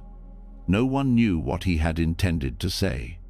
But still, every year, on the date of his retreat into eternal meditation, they would gather and sit before it in silence. One day, a restless monk named Sora grew curious. "Why do we preserve this emptiness?" he asked the abbot. "Kukai left nothing on this page. Shouldn't the teachings be written, remembered, shared?" The abbot smiled gently. "And yet we remember this scroll, do we not?" Sora fell quiet. The abbot walked over to the box, lifted the lid, and revealed the parchment-edged, soft and bare. "This is not a scroll without words. It is a teaching that lives beneath them." Kukai understood something we often forget, that silence too can carry truth, that ink need not stain paper to leave its mark. Sora sat before the scroll for hours that day, not reading, not searching, just listening. And in the soft space where words might have been, he began to feel something stir like a message written not in black strokes, but in breath. Moral of the story: not all teachings are written. Some truths are too vast for language and too gentle for ink. In the quiet between words, in the space never filled, wisdom lies reminding us that silence can speak what even masters choose not to say. The next story is called "A Tiger Once," recited the Heart Sutra. Deep within the emerald forests of Sri Lanka, where the vines wrapped ancient ruins and the air carried the weight of centuries, there lived a wandering monk named Sahana. He was known not for his knowledge, but for his silence. He rarely spoke, not from vow, but from listening, to the wind, to the birds, to the unseen places inside himself. One season, famine struck the region. Animals grew thin. Rivers shrank to cracked beds. The jungle, once lush, grew restless. Stories spread of a tiger that had begun to appear at the edges of the forest paths, bold, unafraid, watching travelers with eyes like gold lanterns. The villagers feared it. Hunters sharpened their blades. But Sahana only nodded when he heard the tales. One misty morning, he set out with nothing but his robes and a single folded leaf of scripture, the Heart Sutra. He did not speak a word. He followed the path through the brush until he came to a clearing dappled with weak sunlight, and there, across from him, stood the tiger. Its ribs showed through its striped coat. Its eyes locked onto his, still and unmoving. The jungle held its breath. But Sahana did not run. He did not bow. He simply sat down in the dirt and opened the leaf of scripture. In a voice no louder than a breeze, he began to chant, "Form is emptiness. Emptiness is form." The tiger did not growl. It did not pounce. It lay down. Sahana continued. His voice was slow, even, steady like a river that had never stopped flowing, even in drought. And as he reached the final lines, something strange happened. The tiger's head tilted slightly. Its ears flicked not in alarm, but as if in recognition. And then, without sound, it stood, turned, and disappeared into the trees. Sahana returned to the village later that evening. He spoke only once. The tiger listened, not because it understood the words, but because it recognized the silence between them. No one ever saw the tiger again. But from that day forward, the villagers said the jungle felt softer, as if something wild had been heard and calmed. Moral of the story: true wisdom is not in the words we say, but in the stillness we carry between them. Even the wildest heart may be touched by peace, not through control, but through presence. Sometimes the soul listens long before the mind understands. The next story is called Mount Hye's Unheard Chant. High above Kyoto, wrapped in mist and ancient pine, Mount Hiei has long been the home of fierce devotion. It is where the monks of the Tendai tradition once walked for years in silence, performing Kaihojo thousand-day mountain pilgrimage. Their sandals wore through rock, their chants echoed through forest. Their breath became the rhythm of the land. But there is one story that is rarely told. Long ago, a monk named Enshin began the grueling practice of Kaihojo. For the first months, his chants filled the woods each dawn. He whispered the names of the Buddhas with every step, his voice steady, his eyes lowered. The other monks praised his discipline. Enshin walks like a bell that never stops ringing, they said. But something shifted during the third year. One morning, Enshin walked the path without chanting. His lips did not move. His voice had vanished. Some monks believed he had failed in his devotion. Others thought illness had taken his strength. But Enshin said nothing. He simply walked. Day after day, in rain, in snow, in burning sun, he continued silent. Yet something about him changed. His gaze was softer, his movements lighter. The air around him felt different, as though silence itself were bowing in his presence. One evening, a younger monk approached him after his return. "Why don't you chant anymore, brother? The mountain no longer hears your voice." Enshin turned to him, eyes calm and deep. "The mountain has never needed my voice," he said. "I chanted until the chant was no longer a sound but a presence. Now, I walk in the echo of that silence." That night, the wind moved through the temple halls. No one heard a voice, no one heard a bell. But those who were still enough felt something deep and invisible pass through the trees, like the breath of a vow kept without words. And Mount Hiei, they say, still remembers him not for what he said, but for what he became. Moral of the story: true devotion is not always heard. When practice becomes complete, it disappears into being. Like a chant so deep it leaves no sound, the quietest offerings are often the most enduring. In stillness, the mountain listens. In silence, it answers. The next story is called The Boat That Floated on Fog. On a lake high in the mountains of old Tibet, there was a strange tale told only in whispers. It spoke of a boat that never touched the water. Not because it flew, but because it floated on something softer, the morning fog. No one knew where it had come from. It was said to appear only at dawn, when the lake was hidden beneath a thick, silvery mist. From the shore, it looked like a dreamer wooden vessel drifting soundlessly above the surface, unmoved by waves or wind. One young monk named Tenzin had heard the story as a child, but as he grew older, he dismissed it as legend. He was serious, disciplined, always striving for insight through logic, effort, and long hours of meditation. Still, something about the boat remained with him. Not the boat itself, but the idea that something so light, so effortless, could float at all. One morning, restless and burdened by thoughts he couldn't tame, Tenzin walked alone to the lake. The fog had come heavy that day, wrapping the world in white. He sat at the edge, staring into the blankness, thinking of all the questions he still couldn't answer about life, death, self, and the space between them. And then, just as the sun began to rise, he saw it. The boat. It drifted slowly through the fog, not disturbing it, not slicing through it, just gliding gently, as if weightless. There were no oars, no sail, no one guiding it. It didn't seem to move toward anything or away. It simply was. Tenzin's breath caught. He stood, but did not move forward. He didn't need to. Something in him understood. The boat was not a sign, not a miracle. It was a teaching. He had spent years trying to force clarity, gripping his thoughts like paddles, steering his life with intensity. But maybe the way forward wasn't about force. Maybe it was about trust. Maybe the path of awakening floated not on effort, but on allowing. He stayed until the fog lifted and the boat was gone. Moral of the story: Peace does not always come through control. Sometimes the deepest path is one we do not steer.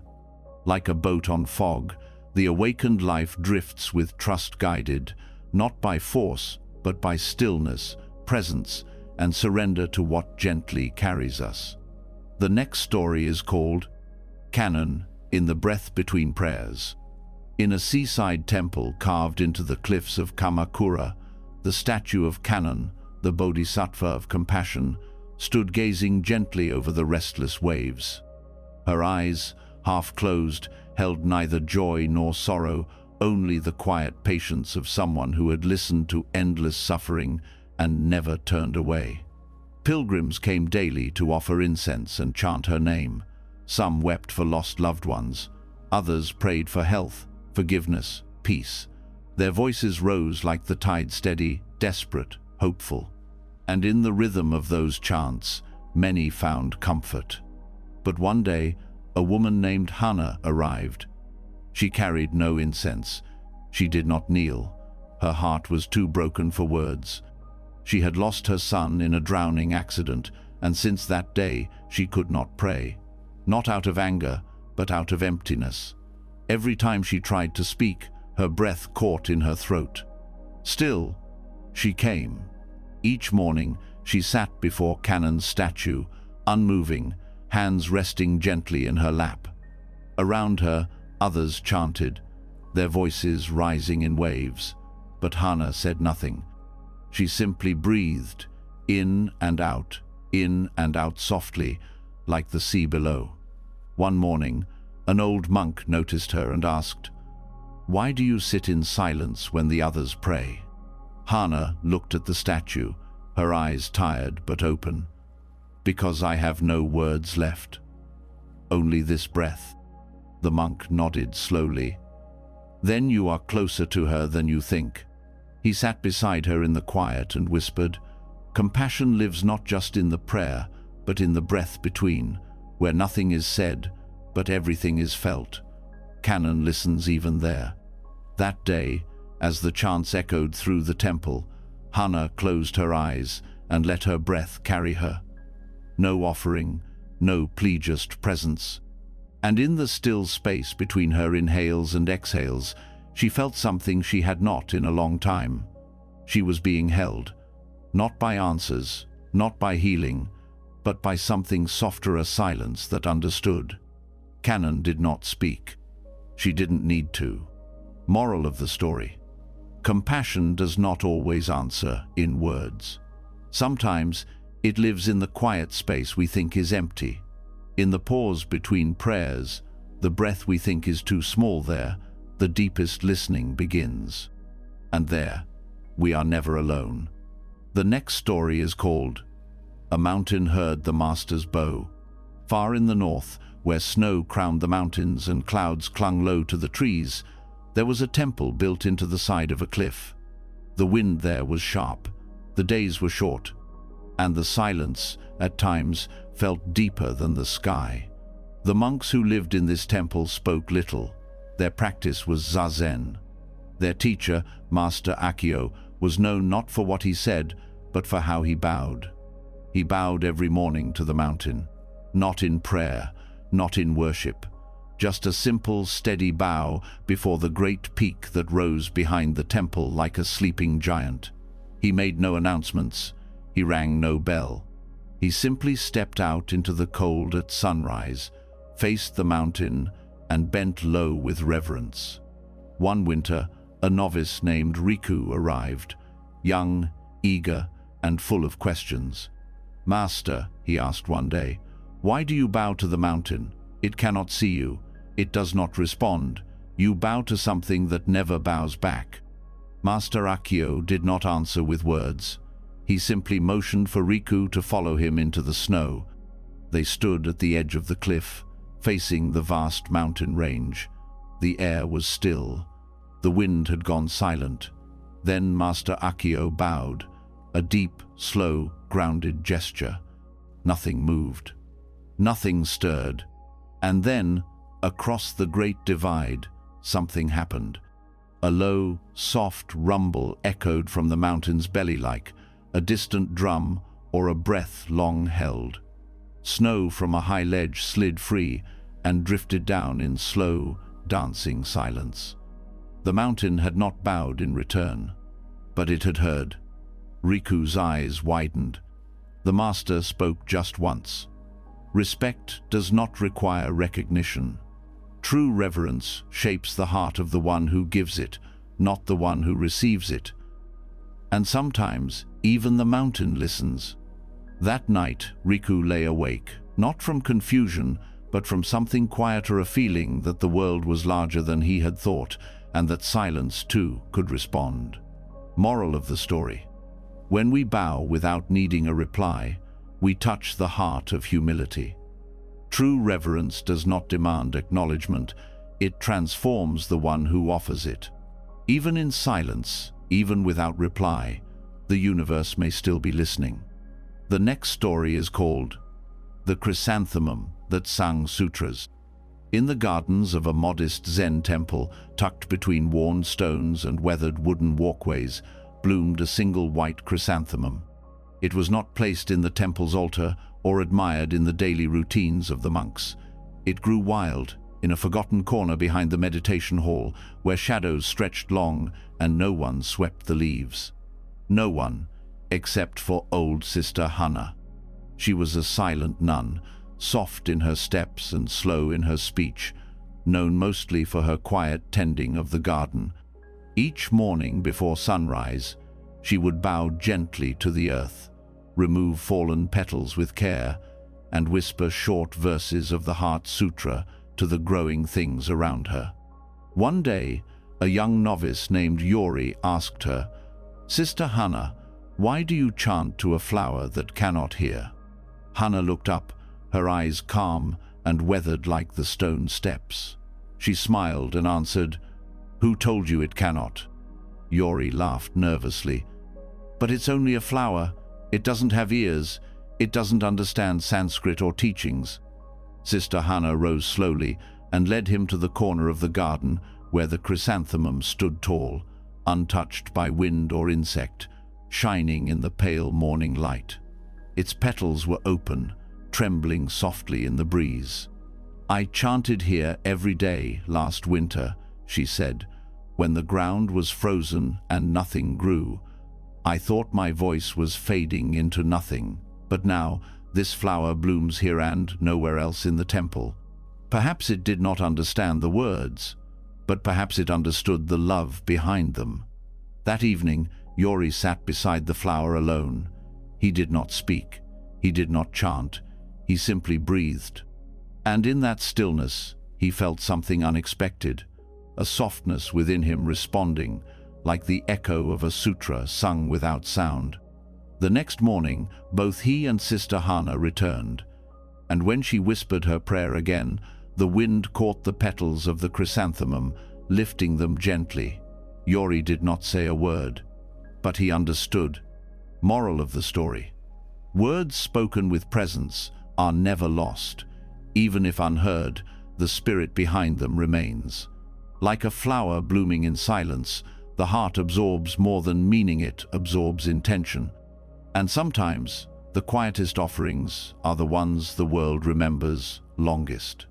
The next story is called Emptiness Between Two Lantern Flames. In a small Zen temple perched on a hillside above Kyoto, 2 lanterns were lit each evening at twilight tone on each side of the main hall. Their warm glow framed the entrance like open arms, guiding the monks in from the darkening world outside. The space between them, though often unnoticed, was a long stretch of shadow. One night, a young monk named Rika paused between the 2 lights. She looked at one flame, then the other, and then at the darkness between. For reasons she could not explain, she felt drawn not to the glow, but to the emptiness that separated them.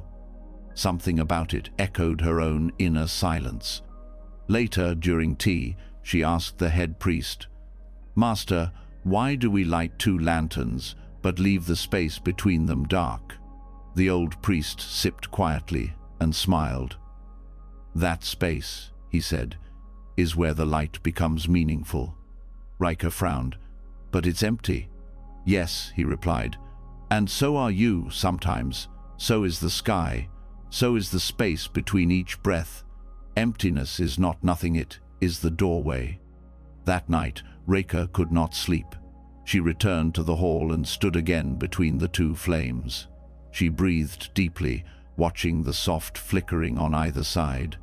In the center, the darkness was gentle, not frightening, but quiet. She realized something.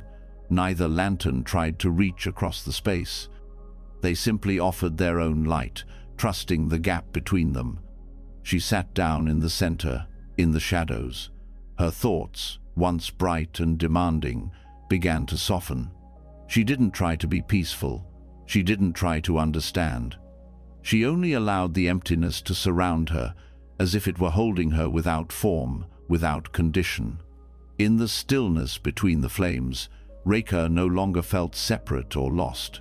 She felt whole, not because she was filled, but because she had stopped grasping. The lanterns flickered quietly on both sides. She closed her eyes and breathed. Moral of the story: emptiness is not absence. It is presence without shape. Just as the space between two lanterns gives meaning to their light, the space within is unfilled and unforeseedis, where clarity arises. In what we often fear as nothingness, peace waits patiently, already complete. The next story is called The Scroll with No End or Start. In a dim chamber deep within an ancient Zen temple, there was a single scroll kept in a lacquered box, resting on a cushion of indigo silk. It had no title, no markings on the outside, and the elder monks never spoke of it. Yet once a year, during the night of the first winter moon, it was unrolled by the abbot in silence, and every monk, young and old, would sit in meditation before it. The scroll was said to contain no beginning and no end. One year, a curious monk named Keiji was chosen to assist the abbot with the ceremony. As they prepared the room, Keiji finally gave voice to the question that had lived in him since his novice days. "Master," he asked, bowing low, "how can a scroll have no start or finish? All things must begin and end." The abbot gave him a long, steady gaze. Then, with careful hands, he opened the box and drew out the scroll. It was vast, flowing, like silk touched by breath. The writing was done in brushstrokes so fluid they seemed to move as you looked. And the scroll? It looped. Its ends were joined, forming a perfect circle. No top, no bottom, no first word, no last. Keiji's heart slowed. "What does it say?" he whispered. The abbot answered, "Only what you are ready to hear." Keiji stared harder, trying to make sense of the text. At one moment, he thought he saw a line from the Diamond Sutra. Another time, it looked like a poem he had once written as a child. The more he looked, the more he realized. The scroll changed, not because the words moved, but because his mind did. The abbot placed the scroll in front of the altar and lit a single candle. "Truth," he said, "is not found in the first word or the last. It's what flows when you stop trying to begin or end anything." That night, Keiji sat longer than he ever had. He did not search for meaning. He let the circle unfold before him, again and again, until he forgot which way it turned. Moral of the story: wisdom does not live in straight lines. The deepest truths are not bound by beginnings or conclusions. They are circles we enter when we stop seeking arrival. The path to understanding is not about reaching the end, but awakening to the flow that has always carried us. The next story is called The Monk Who Wrote Silence in Water.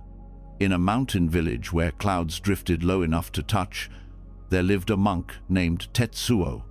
He was known not for chanting or teaching, but for something quiet and strange. Each morning, before dawn, he would walk to the still pond behind the temple and write words on the water's surface with a long reed. No ink, no brush, just the reed's tip tracing invisible letters across the reflection of the sky. Villagers often watched from afar, whispering. Some said he was mad. Others said he was a poet, so enlightened he no longer needed paper. But none dared interrupt him. His face, calm and weathered, carried the expression of someone who had been speaking with the world long before words were ever needed. One morning, a boy named Ren approached as the monk finished his ritual. "What do you write?" he asked softly. Tetsuo looked at him, eyes kind. "Silence," he said. The boy was puzzled. "But you're moving, you're writing. Isn't silence when nothing happens?" Tetsuo knelt by the edge of the pond. "Silence," he said, "is not the absence of sound. It is the space where things come and go without holding on." He dipped the reed again and traced a circle into the water. The ripples moved outward, faded, and the pond returned to stillness. "You see," he said, "the writing disappears, but the silence remembers." That afternoon, the boy returned alone. He picked up a reed and gently drew his own name in the water. He watched as the lines vanished, swallowed by the soft breath of the pond. And yet, something remained, a feeling, a presence, not in the water, but in him. Years passed. The monk grew older, slower, and eventually he stopped walking to the pond. But every morning, before sunrise, Ren would go in his place. He no longer needed to ask what the monk was doing. He understood now that the writing had never been for the water. It had been a way to leave nothing behind, and yet touch everything. Moral of the story: silence is not found by holding still, it is found in letting go. Like words written in water, true peace leaves no mark, no trace, yet it reaches deep. When we stop trying to be heard, we begin to hear. And what we write in presence, even if it disappears, is never truly lost. The next story is called When Autumn Leaves Read Zen Poems. In a monastery built of wood and wind, high above a valley brushed with golden fields, the monks welcomed autumn not with festivals, but with silence. It was their season of letting go. They raked the leaves not to clear them, but to witness their fall. They did not write poems in this season, they listened for them. One day, a monk named Tatsu, young and restless, grew weary of the quiet. He had come to the temple seeking answers, clarity, a vision of truth that would burn through his confusion. But the days only grew colder, and the trees only grew bare. Frustrated, he turned to his teacher, Master Senzan, who was standing beneath a great maple tree, its branches blazing with red. "I've read 100 Zen poems," Tatsu said. "I've memorized koans and copied sutras, but none of it feels real. The words are beautiful, but my heart feels empty. What am I missing?" Master Senzan did not answer. Instead, he knelt and picked up a single leaf that had just fallen. "This leaf," he said, "has never read a single poem, and yet it understands." Tatsu stared, unsure. The master released the leaf, letting it drift gently back to the earth. It lets go when the time comes. It dances without needing to be seen. It falls with grace, not because it understands impermanence, but because it never clings. Then Senzan turned, his voice softer than the wind. "Zen is not about reading poems. It's about becoming one." That evening, Tatsu returned to the maple tree. He said nothing. He did not recite the verses he had learned. Instead, he sat still and watched the leaves fall one by one. Each flutter, each turn in the air, spoke more than words could hold. He felt them not just with his eyes, but with his breath. And slowly, a stillness opened in him, not a silence of absence, but one filled with meaning beyond explanation. As the last light faded, he bowed not to the teacher, not to a scripture, but to the falling leaves that had read him in return.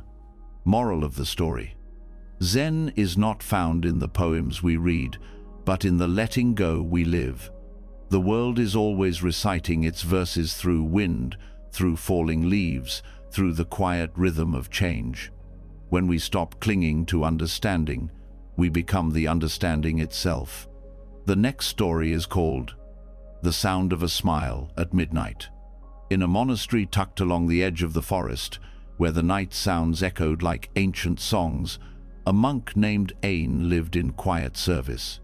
He was soft-spoken, often unseen, and never rushed. He lit lanterns before dawn and cleaned the meditation hall long after others had gone to sleep. He was not known for his words, but for something else: his smile. It was subtle, almost invisible, but always there. Even in silence, even in sorrow, Ain wore a smile not born of happiness, but of stillness. One cold winter night, a young monk named Haku couldn't sleep. His mind was spinning regrets about the past, worries about his future, guilt for thoughts he could not silence.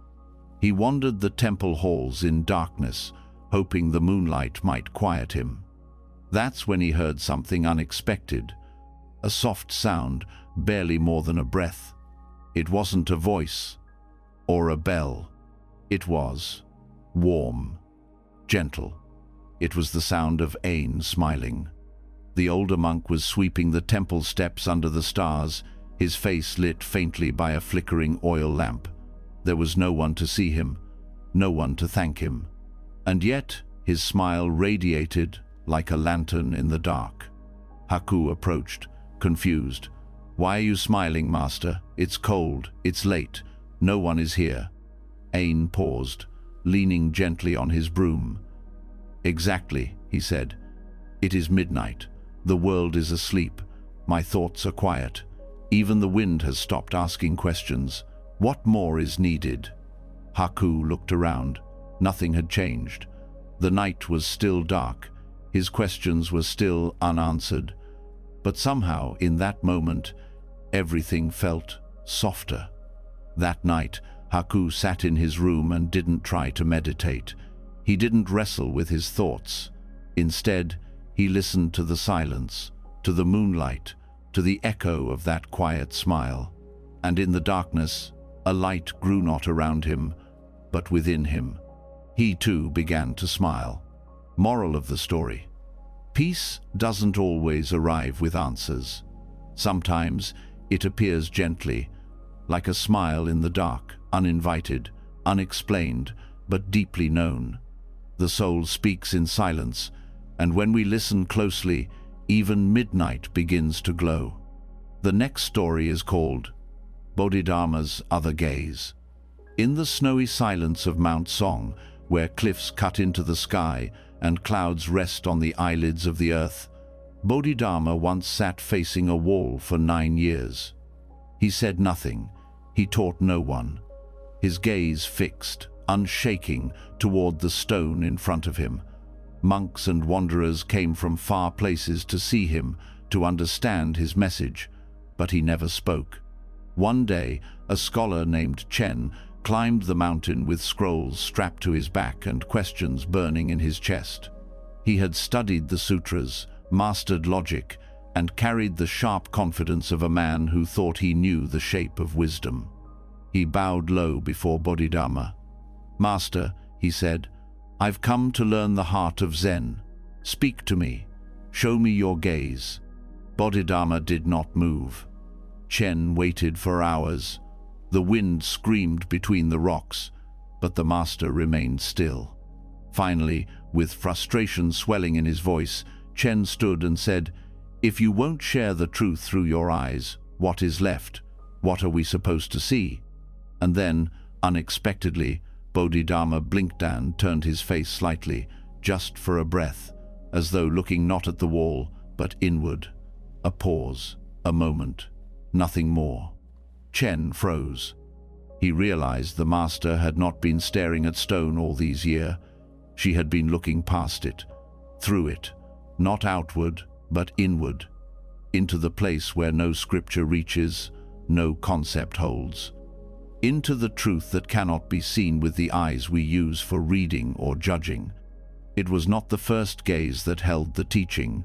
It was the second, the one that turned inward and saw nothing, yet understood everything. Chen dropped his scrolls. He sat beside the master in silence, no longer seeking answers, only surrendering to the gaze that watches even when eyes are closed. Moral of the story: true seeing does not begin with the eyes. It begins when we stop looking for truth in forms, names, or ideas and turn inward, where silence sees more than vision ever could. Bodhidharma's other gaze was not toward the world, but toward the self that no longer needs to be found. The next story is called When the Bell Refused to Ring. In a quiet temple nestled in the shadow of the mountains, there hung an old ceremonial bell made of iron and patience. It had been struck for centuries at dawn, at dusk, at funerals and festivals. Its sound once echoed across the valley like a deep breath returning home. But one morning, as the head monk prepared for the sunrise ritual, the bell made no sound. The striker hit the metal once, twice, 3 times, but only a dull thud followed. The monks gasped. "Is it broken?" one whispered. "What does it mean when the bell won't speak?" Some believed it was a bad omen. Others feared they had angered the spirits. But the abbot, old and quiet as the cedar wood around him, simply looked at the bell and said, "It is not the bell that is silent. It is we who must listen." No one understood. That evening, a young monk named Kento sat alone beneath the bell. He had always loved its sound, steady, grounding, ancient. Without it, he felt adrift, like a breath held too long. He stared at the silent bell, frustrated. "Why won't you ring?" he whispered aloud. "We need your voice." Just then, the abbot appeared, walking slowly, his footsteps barely brushing the stones. He joined Kento without a word and placed a hand gently on the bell. "This bell has rung through fire, storm, and sorrow," he said. "But today it is teaching a different lesson." Kento looked up. "What lesson?" The abbot smiled softly. "That presence is not always loud, that sometimes silence itself is the teaching." Kento closed his eyes. At first, he heard only the wind, then the distant stream, then the soft movement of his own breath. And beneath all of it, deeper than sound, he felt the memory of the bell, still and full. In that moment, he no longer needed it to ring. Its silence said more than 1,000 echoes. The next morning, no one struck the bell, and yet all the monks bowed just the same. Moral of the story: when the world goes quiet, it is not always absence, it can be invitation. Not all truth rings like a bell. Some wisdom comes in stillness, when we stop waiting for sound and begin hearing what silence holds. The next story is called The Hermit Who Fed the Void. Far beyond the edge of any road, where maps ended and silence began, there lived a hermit named Jikan. No one knew when he arrived in the forest. He built no temple, wore no robes, spoke no teachings. His hut was little more than branches, his bowl a stone hollowed by years of rain. What he did each day was strange. At dawn he would gather a small portion of rice or wild berries, place it into an empty gourd, and walk to a deep cave hidden beneath a wall of moss. He would kneel at the mouth of the cave, bow slowly, and gently set the food inside, offering it to nothing. Travelers, if they stumbled upon him, would ask, "Master, why do you leave food in an empty cave? What do you feed?" Jikan would only smile and say, "The void." Word of him reached nearby monks, who found his actions curious, even foolish. One day, a young monk named Ryota, full of pride and learning, climbed into the forest and followed Jikan to the cave. He watched silently as the hermit placed the food inside, bowed again, and turned to leave. Ryota stepped forward. "Why do you feed the void? It cannot eat. It has no form. This is useless." Jikan looked at him, not with offense, but with great stillness. "I do not feed it because it needs food," he said. "I feed it because I once feared it. Now I honor it." Ryota frowned. "Fear it? Why?" "Because it took everything. Jikan replied. My family, my name, my attachments, my need to be seen. I screamed into it once, and it echoed back nothing. But over time, I heard something deeper. A presence beyond loss, a fullness inside emptiness. He paused, then added, So now I feed it not to fill it, but to thank it, for showing me that I am not what I've lost. Ryota stood in silence. The cave yawned before them, vast and unblinking. He saw no deity, no flicker of light. And yet, something inside him shifted. The void no longer looked hollow. It looked like a miraculent, waiting, alive. Moral of the story: what we fear as emptiness is often what frees us. The void does not take, it reveals. When we stop resisting it and begin to honor it, we find that letting go is not loss, but return. In feeding the void, we nourish what is eternal within ourselves. The next story is called The Day Tea Leaves Whispered.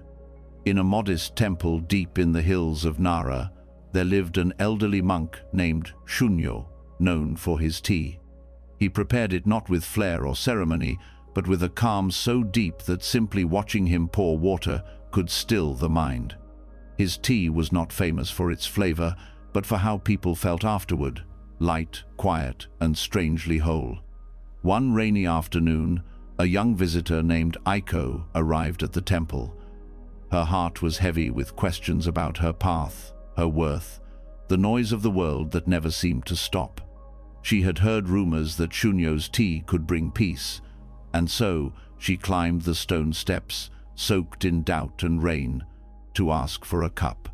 The old monk welcomed her silently, gesturing for her to sit. He prepared everything with care: the kettle, the bowls, the leaves. But before pouring the water, he paused and held the dry tea leaves in his palm. "Listen," he said softly. Aiko leaned in, puzzled. "I don't hear anything." Shunyo smiled. "They only whisper when your mind does." She tried to listen again, but her thoughts crowded in. What does he mean? What am I doing wrong? Why can't I hear them? Her breathing quickened, her chest tightened. Seeing this, Shunyo gently poured the hot water over the leaves. A delicate steam rose. A subtle aroma filled the air. He handed her the bowl without a word. Aiko took it, closed her eyes, and drank slowly. The warmth spread through her, not just in her body, but in the tight places she had carried for so long. Her thoughts began to slow, not by force, but by kindness. Her breath settled. Her eyes moistened not from sadness, but from softness. And then, faintly, in her heart, not her ears, she felt something. Not words, not sound, just a feeling, a presence. As if the leaves, in giving themselves completely to the water, had said, "Let go. You don't need to steep so long in worry to be of value. Even stillness can flavor the world." She opened her eyes. Shunyo was smiling, his hands folded. No more was said. Moral of the story: peace does not always come through answers. It comes when we steep fully in the moment. Like tea leaves releasing their essence in silence, we speak most deeply when we stop trying to be heard and begin simply to be. In stillness, even the quietest things can whisper wisdom.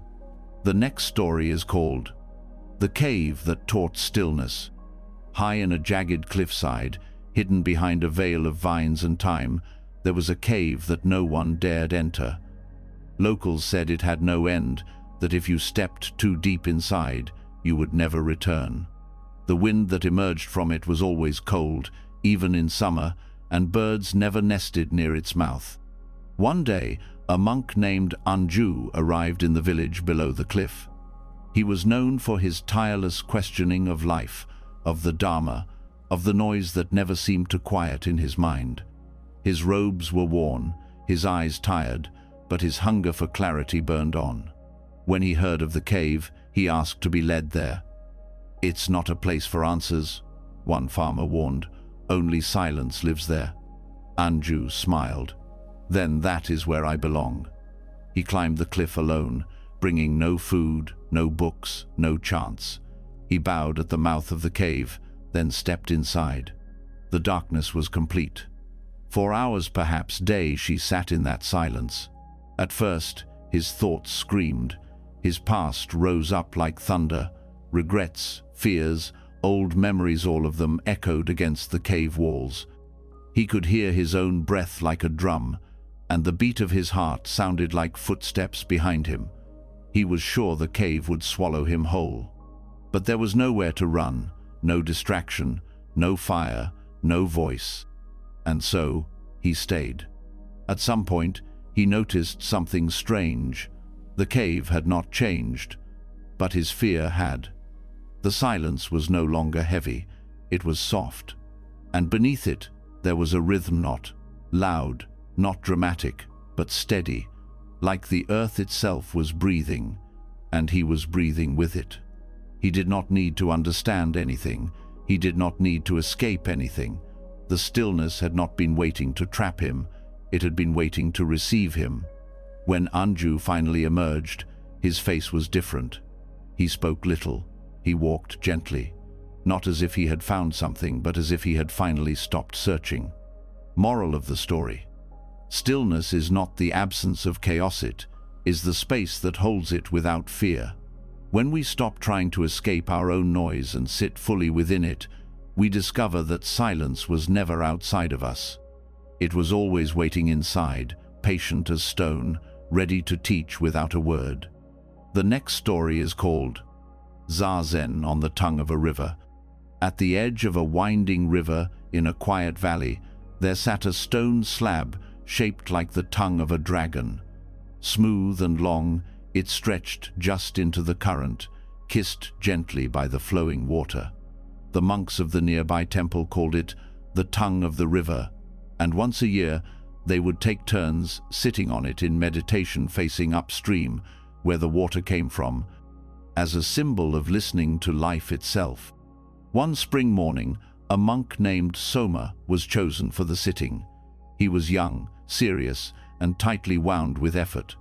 He had memorized sutras, sat for hours each day, and repeated the koans until his jaw ached. Still, he felt far from peace. His thoughts, like the river, never stopped moving. As he took his seat on the stone, he adjusted his posture carefully, closed his eyes, and began to breathe. But inside, the current was strong. Thoughts of failure, thoughts of what he should be. Frustration, pride, fear, they rushed through him, louder than the water itself. After an hour, he opened his eyes, defeated. "Why can't I still my mind?" he muttered aloud. Suddenly, an older monk appeared from the trees behind him, Master Takuan, who rarely spoke and never scolded. Takuan looked at the rushing water, then at Soma. "Why are you trying to stop a river?" Soma blinked. "Because it's noisy inside." Takuan stepped onto the rock beside him, careful not to slip. He pointed to the current. "Do you think the river asks itself to be still? It flows because that is its nature. Zazen is not the dam, it is the stone that watches the water pass."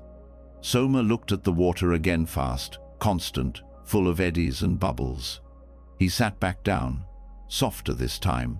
He did not try to still it. He did not try to change. He just sat. As the river touched the stone, something shifted. Not in the water, not in the thoughts, but in the watcher. And for a few moments, he was not a monk battling the mind. He was the rock, present, grounded, unshaken. Moral of the story: meditation is not about silencing the flow. It is about resting in the middle of it. Like a stone in the current, stillness comes not by force, but by presence. When we stop trying to control the river, we discover we were never drowning, we were only resisting the stream. The next story is called A Sutra Lost in a Snowdrift. In the far north, where winter wraps the land in white and breath turns to mist before it reaches the air, there stood a small wooden temple barely held together by time. It was tended by only one monk, an old man named Ryume, whose voice was rarely heard, and whose steps were softer than snowfall. Among the few possessions he kept was a single hand-copied sutra, written decades earlier in a trembling script.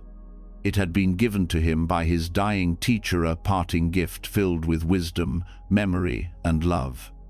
Ryumei read it daily. He carried it in his robe, close to his chest, as if it were a second heartbeat. One morning, after a night of heavy snow, Ryumei ventured out to clear the temple path. A sharp gust of wind struck him as he stepped outside, tearing the sutra from his robe. It flew into the air like a bird in panic flapping, spinning until it vanished into a thick drift near the edge of the woods. For a moment, Ryumei froze. Then he ran. He dug through the snow with bare hands, breath short and frantic. But the sutra was gone. The wind had buried it in silence.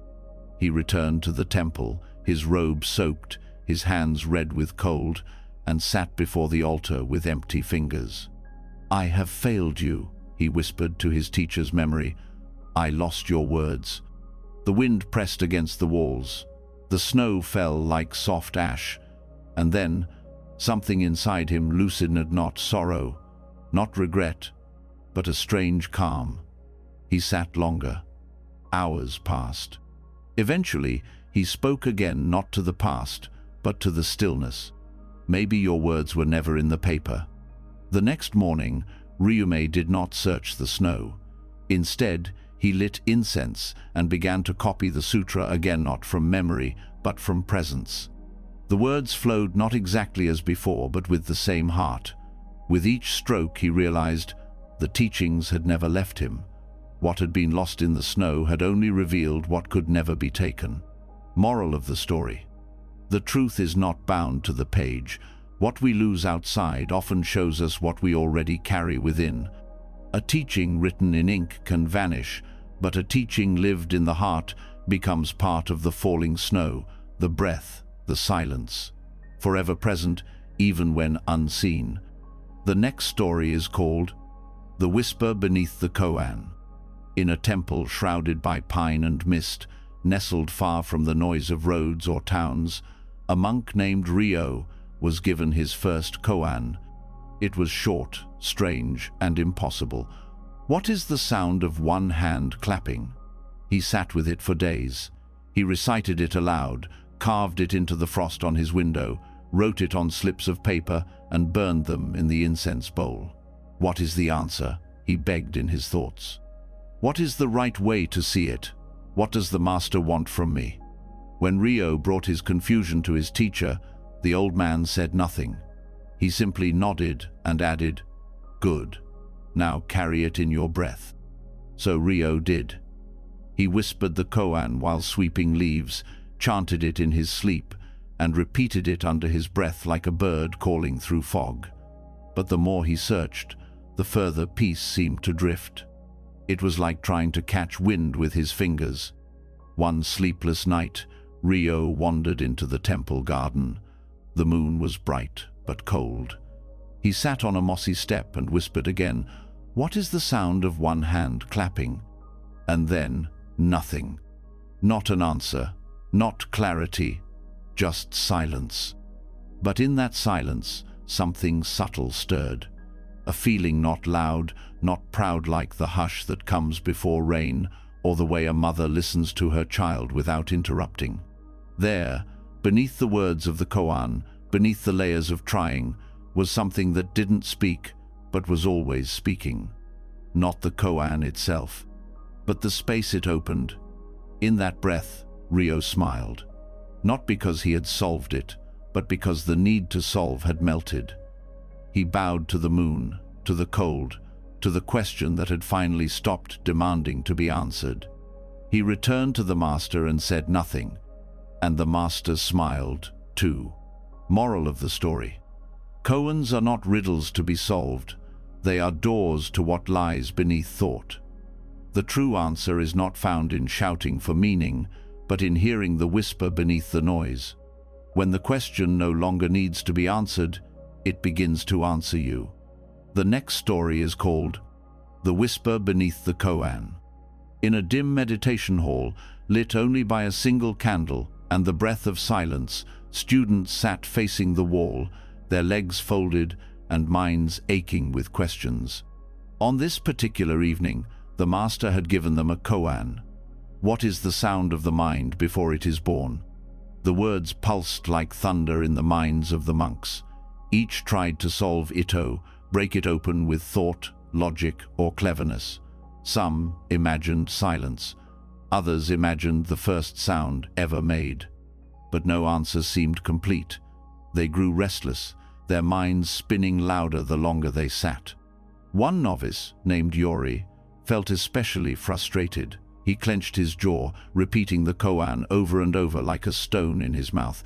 Before the mind is born, before thought, what sound is there? He whispered to himself, but nothing came. Not peace, not insight, only noise. At the end of the session, he approached the master, eyes heavy with confusion. "I keep asking the koan," he said, "but it gives me nothing." The master leaned in, his voice no louder than a breath. "That's because you keep asking at the koan. Try listening through it."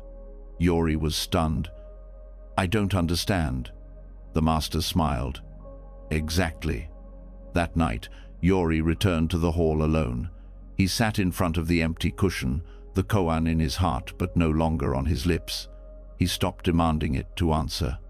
He let it sit with him like a friend who had nothing to prove. As the wind tapped gently on the temple walls and his breath softened, something subtle arrived, not a solution, but a feeling, a presence beneath the words, a whisper that could not be spoken, only received. And in that space, the koan stopped being a riddle. It became a doorway. Moral of the story: the deepest truths cannot be solved. They must be heard beneath thought. A koan is not a puzzle, but a mirror. And when the mind becomes still enough to stop grasping, we begin to hear the whisper beneath the question, the place where knowing ends and awakening begins. The next story is called The Candle That Never Melted. In the heart of a snowy forest, there was a hidden hermitage where an old nun named Amaya lived alone. No one knew how long she had been there or where she came from. But those who visited her left changed without knowing why. Her room was bare, just a mat, a bowl, and a single candle placed before a wooden statue of the Buddha. The strange thing was this: the candle never melted. Visitors who stayed for days or even weeks would notice. The flame flickered gently every night, yet the wax never lowered. It gave light, but lost nothing. One cold evening, a wandering monk named Riku came to her door, lost in sorrow. He had been searching for meaning, traveling temple to temple, teacher to teacher, but nothing had settled the restlessness inside him. Amaya welcomed him without a word, offering warm rice and a place to sit by the candle. Days passed, and Riku found himself drawn to the flame. He would stare at it for hours, wondering why it remained untouched. Eventually, he asked, "Why doesn't the candle melt? Is it some kind of miracle?" Amaya looked at him kindly. "Because it was never lit to burn," she said, "only to illuminate." Riku was confused. "But that makes no sense. A candle is meant to be used to give and give until it disappears." She smiled. "That's what you've done, isn't it? Given and given, until there's nothing left of you." Riku's eyes welled with tears. "Yes, I thought that was the path." Amaya placed a hand on his shoulder. "True light doesn't come from burning yourself away. It comes from stillness, from presence. The candle that never melts is the self that no longer tries to prove, to impress, to suffer in order to be seen. It just is, and in that being, it shines." Riku stayed the rest of the winter. He didn't seek more teachings. He just sat with the flame, letting it teach him how to exist without vanishing. Moral of the story: you do not need to disappear to shine. Real presence asks for no sacrifice of the soul. Like a candle that lights the room without burning away, true peace is not found in effort, but in resting fully in who you already are. The next story is called Clouds, Repeating Master Ikkyu. Master Ikkyu was a Zen monk, unlike any other, wild, poetic, full of mischief and sudden wisdom. He drank tea with peasants, wrote love poems to the moon, and meditated not in temples but under bridges and trees. Truth, he often said, doesn't live in halls, it walks barefoot through the rain. One autumn day, a disciple followed Ikkyu into the hills beyond the city. The sky was heavy with drifting clouds, layered in silver and ash, moving slowly across the mountain tops. Ikkyu said nothing as they climbed, his robes fluttering like a loose kite in the wind. At the summit, they sat on a flat rock. The disciple, eager to learn, asked, "Master, what is the highest truth you have found in all your practice?" Ikkyu pointed to the sky. "That." The disciple frowned. "The clouds?" Ikkyu nodded. "But they change constantly," the disciple said. "They don't stay. They mean nothing. They vanish." Ikkyu Lafeda sound like cracked bells. "Exactly." The disciple was quiet. Ikkyu plucked a dry leaf and let it go. The wind carried it into the air, where it danced for a moment, then vanished from sight. "The mind," Ikkyu said, "chases form, seeks answers, demands permanence. But life is a sky of shifting clouds. Nothing you hold will stay. And ye teach shape, even the passing ones," speaks the Dharma. The wind picked up. The clouds shifted again, forming a ripple across the sun. "They don't try to be wise," he continued. "They just are. In that, they repeat the only teaching worth remembering. Let go, become what passes, be empty enough to hold everything." That evening, as they descended the mountain, the disciple no longer searched the sky for meaning. He simply walked beneath it, quiet, soft inside. The clouds moved on, but somehow they stayed with him.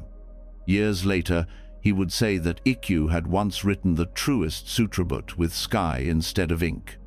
Moral of the story: wisdom does not need to last to be true. Like clouds, truth drifts, changes, and disappears, and in that impermanence, it reveals everything. When we stop grasping for what stays, we begin to hear the Dharma in all that moves. Even the sky remembers the teachings, it just doesn't try to hold them. The next story is called A Crane Once Held Enlightenment in Its Beak.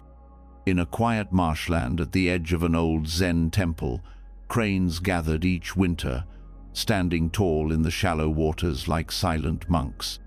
They moved with grace, spoke rarely, and flew only when the wind told them to. The monks often watched them during morning meditation, their reflections rippling in the still pond like brushstrokes on rice paper.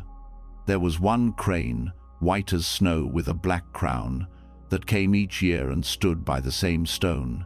It never made a sound. The oldest monk, Master Renbo, claimed this crane was no ordinary bird. He once told a story. "Long ago," he said, "a young monk named Jin was desperate to awaken.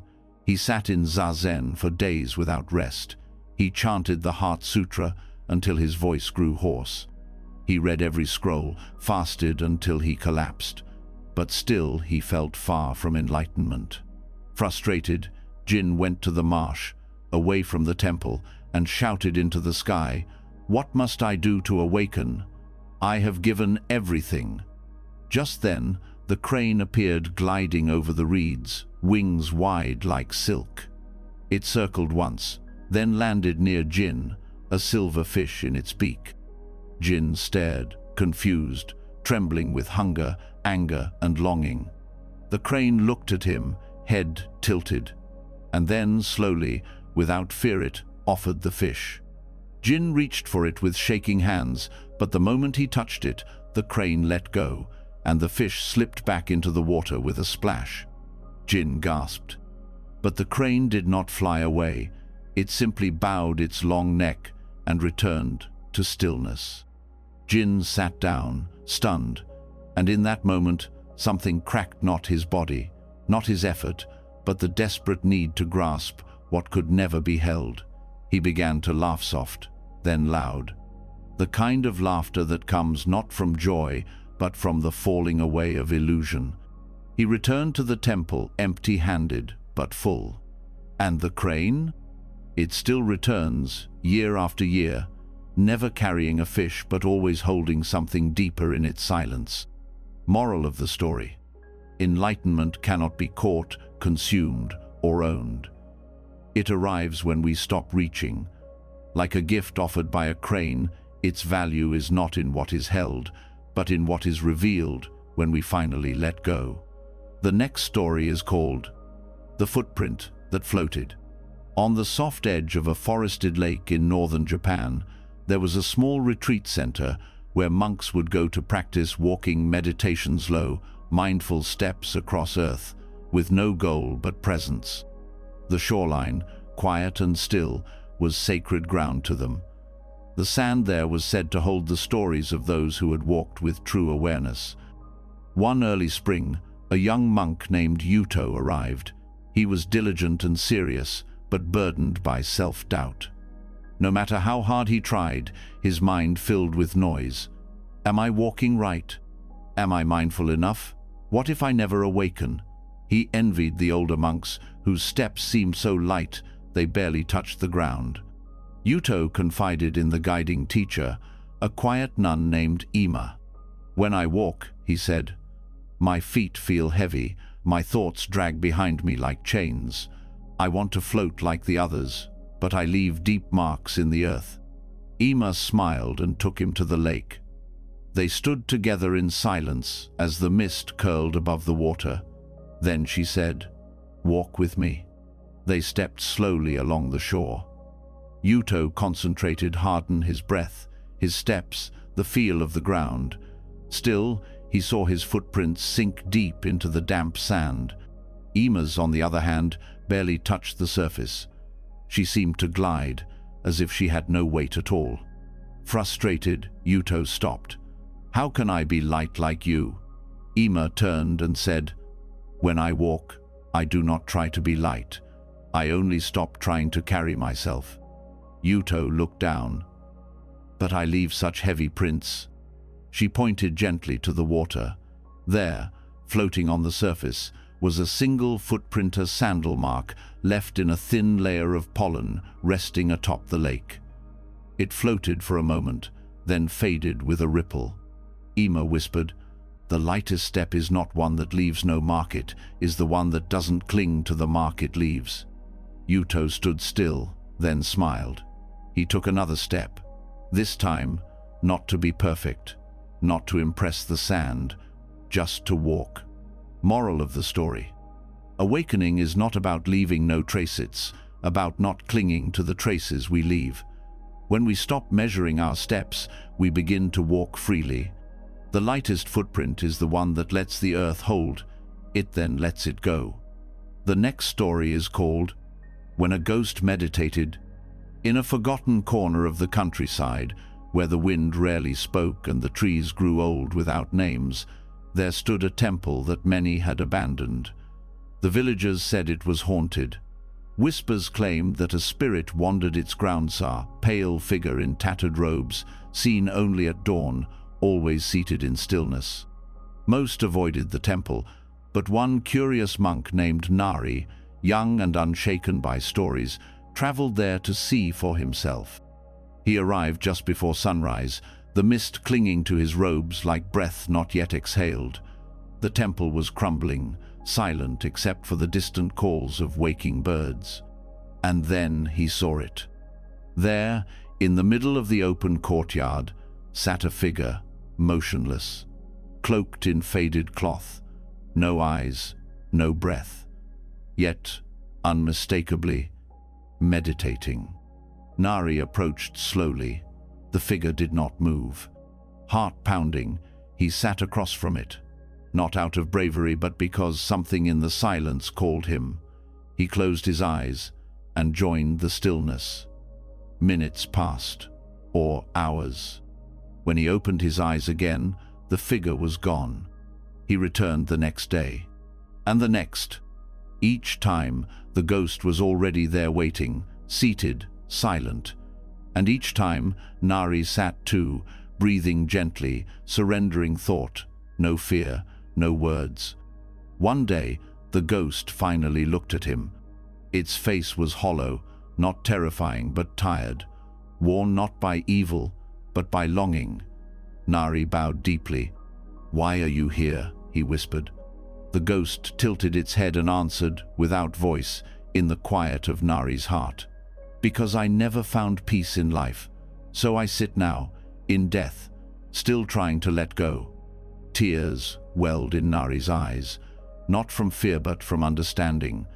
From that day on, he came not as a visitor, but as a companion. Not to exercise, but to share the cushion. To sit beside sorrow that had never found a name. Slowly, the ghost began to fade, not vanishing, but softening, until one morning it was simply no longer there. And the temple, it didn't feel haunted anymore. It felt healed. Moral of the story: restless spirits are not always lost souls. They are unspoken grief, unprocessed longing, unhealed silence. When we sit with what haunts us, not to push it away but to breathe beside it, even our ghosts can find rest, and in doing so, so can we. The next story is called "The Rock That Breathed the Four Noble Truths." In a dry valley where even the wind moved slowly, there was a large flat rock that rested beneath a lone fig tree. The villagers called it Shosakeith Breathing Stone. Though it never moved or spoke, it had been honored for centuries. People claimed that sitting near it calmed their minds. Some said they heard it breathe. A traveling monk named Tenrin heard these stories and became curious. He had spent years memorizing sutras, chanting the Four Noble Truths until his voice grew hoarse, yet still struggled with suffering. "Why do I still feel burdened?" he often asked himself. "I know the truths, why haven't they freed me?" When he arrived, he found the stone just as described, silent, weathered, unmoving. He sat before it at dawn and waited for some miracle. None came. No breath, no vision.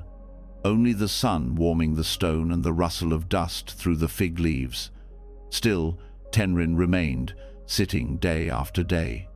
By the fourth day, something began to change in the rock, but in Tenrin. He noticed his thoughts slowing, his questions growing quieter. The heat no longer bothered him. The ache in his back stopped feeling like punishment. He stopped repeating the teachings in his mind. He simply sat. Then, as a breeze passed and his eyes closed without intention, he heard it not a sound, but a knowing, like a truth spoken not in words but in presence. There is suffering, the weight in his chest, the tiredness in his bones. There is a cause, the grasping, the self-measuring, the endless reaching. There is an end, not far, but here in this breath, in this stillness. There is a path, this exact moment, sitting, breathing, letting go. Tenrin opened his eyes. The rock hadn't changed. It had never spoken, but it had shown him everything, not through speech or scripture, but through being. It had accepted wind, sun, silence, and time without resistance. It had never tried to escape, and in that, it had realized the truths without needing to name them. Tenrin bowed deeply to the stone. It did not bow back. It didn't need to. Moral of the story: wisdom is not always spoken, it can be lived in stillness. The Four Noble Truths are not only learned by study, but embodied in presence. When we stop running from what is and rest like a stone unmoving, aware, at peace, we find the breath of truth rising quietly from within. The next story is called A Breeze That Understood Mu. In a small temple perched on a hilltop, where wind passed like thought and leaves fell like forgotten words, A monk named Toma struggled with a single question that had haunted Zen students for centuries.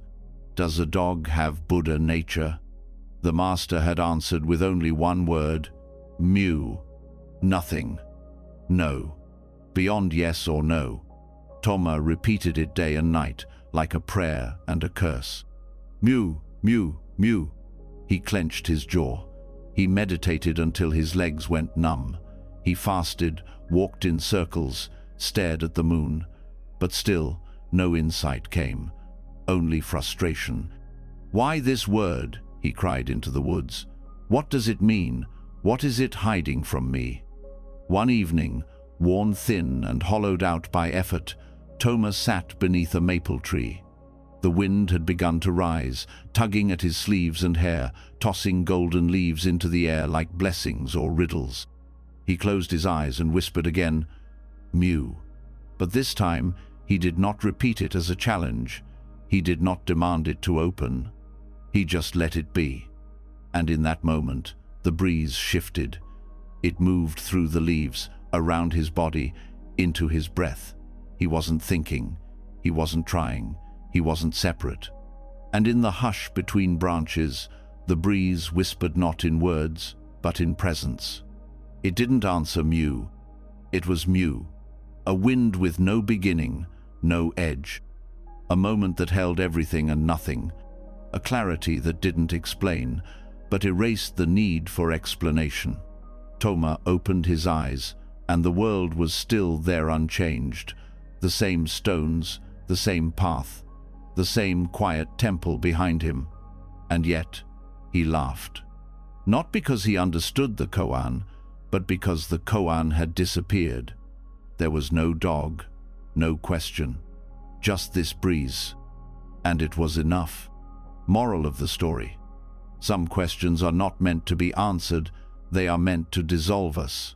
The mind seeks meaning, but awakening begins when we stop seeking.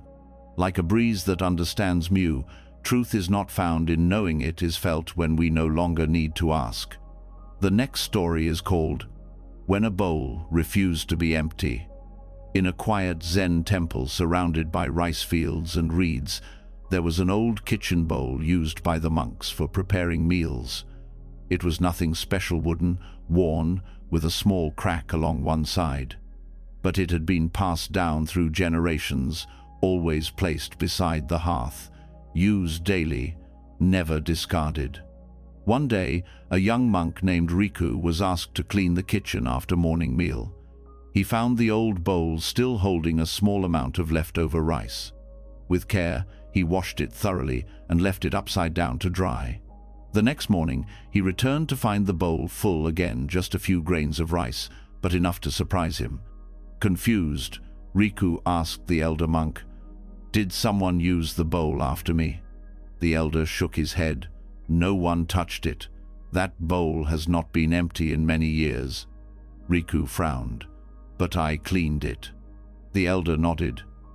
"And still, it fills." The next day, Riku emptied it again, this time checking twice. He dried it and watched closely before leaving.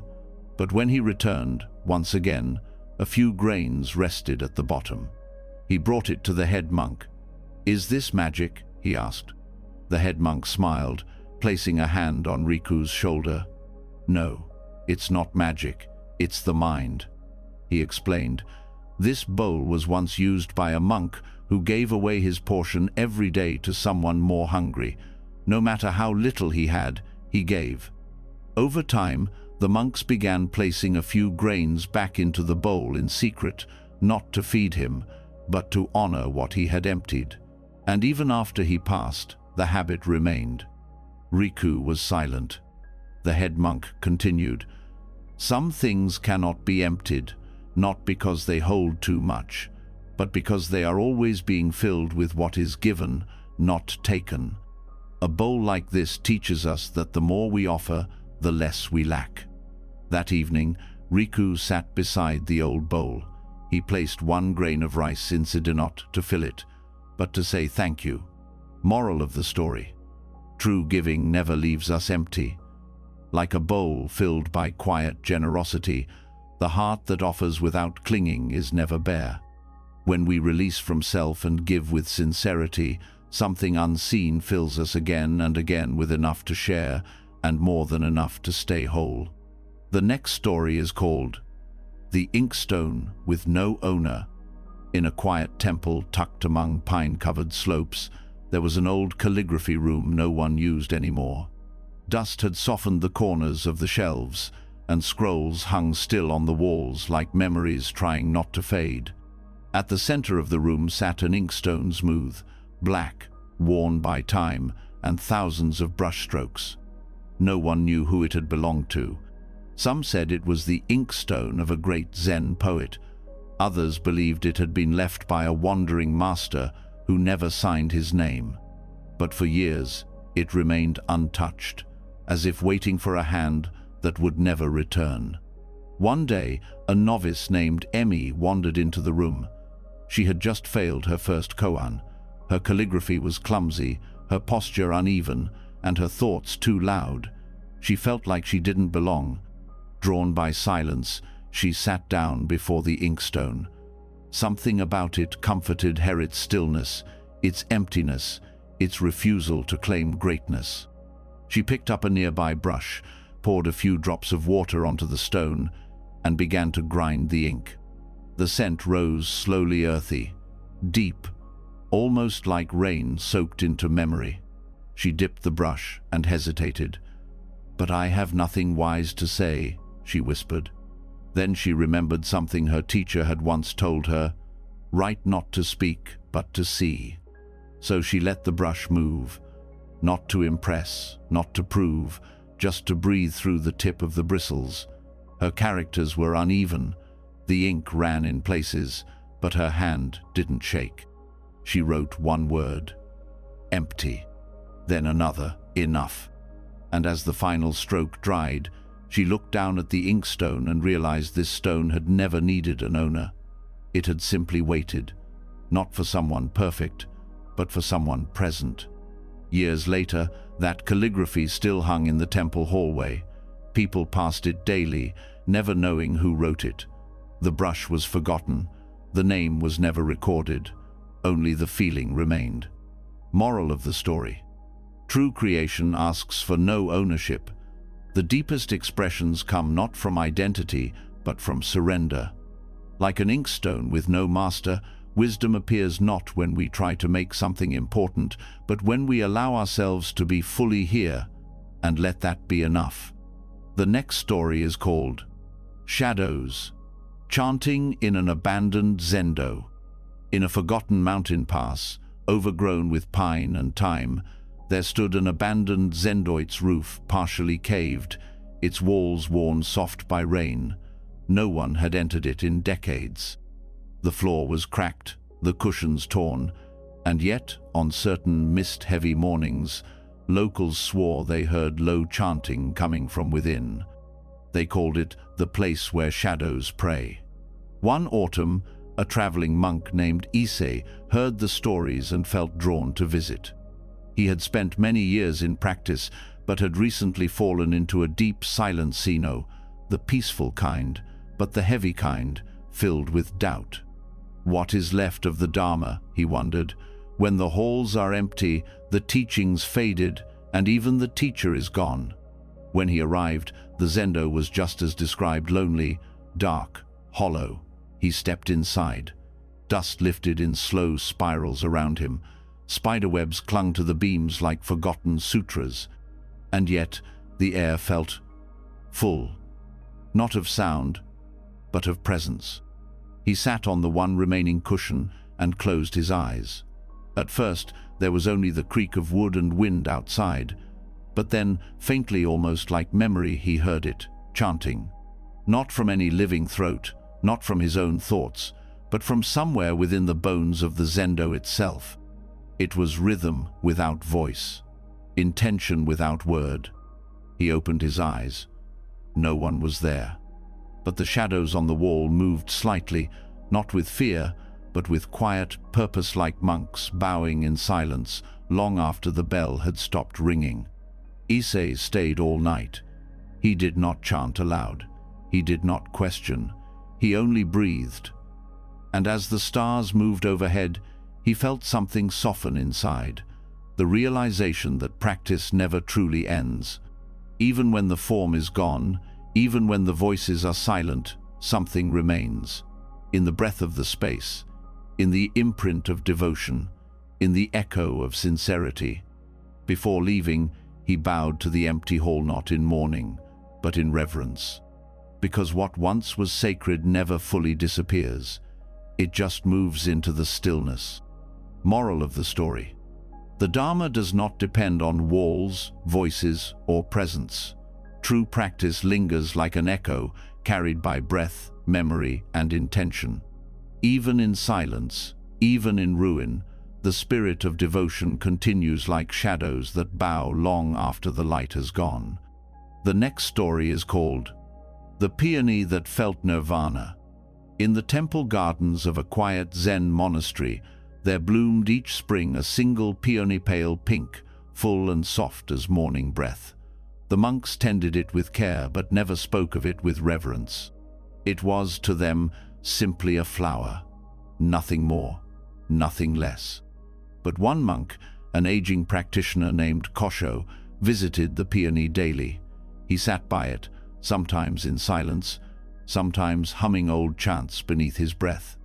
His movements were slow, his gaze gentle. To others it seemed he was wasting time sitting with a flower instead of studying the sutras or practicing zazen.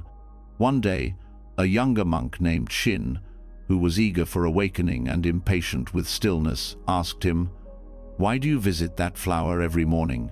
It cannot teach you the Dharma." Kosho smiled without looking away.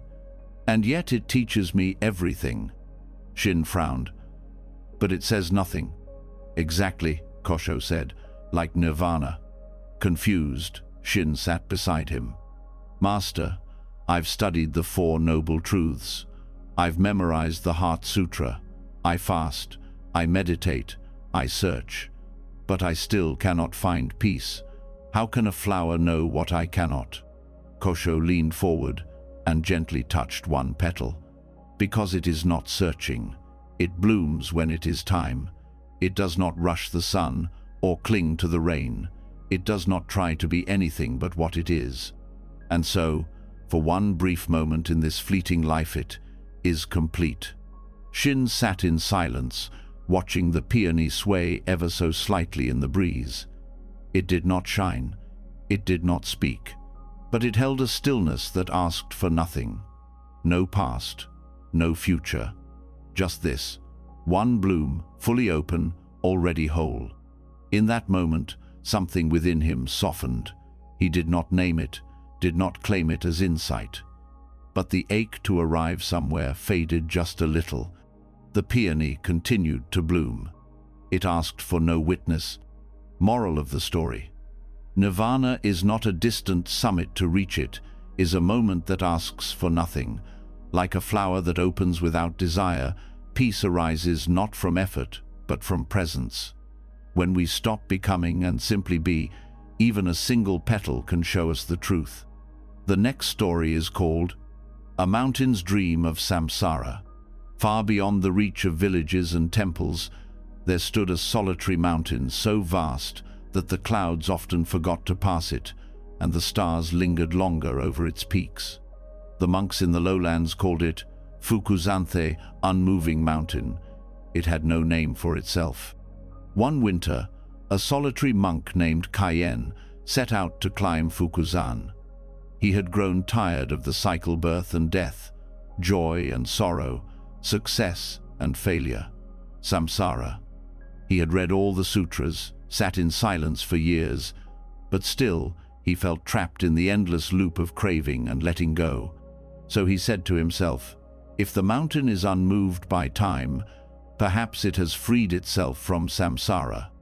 The climb was long, the winds sharp, but Kaien did not stop. He reached the summit after days of walking, with no food, no companions, and no expectations left.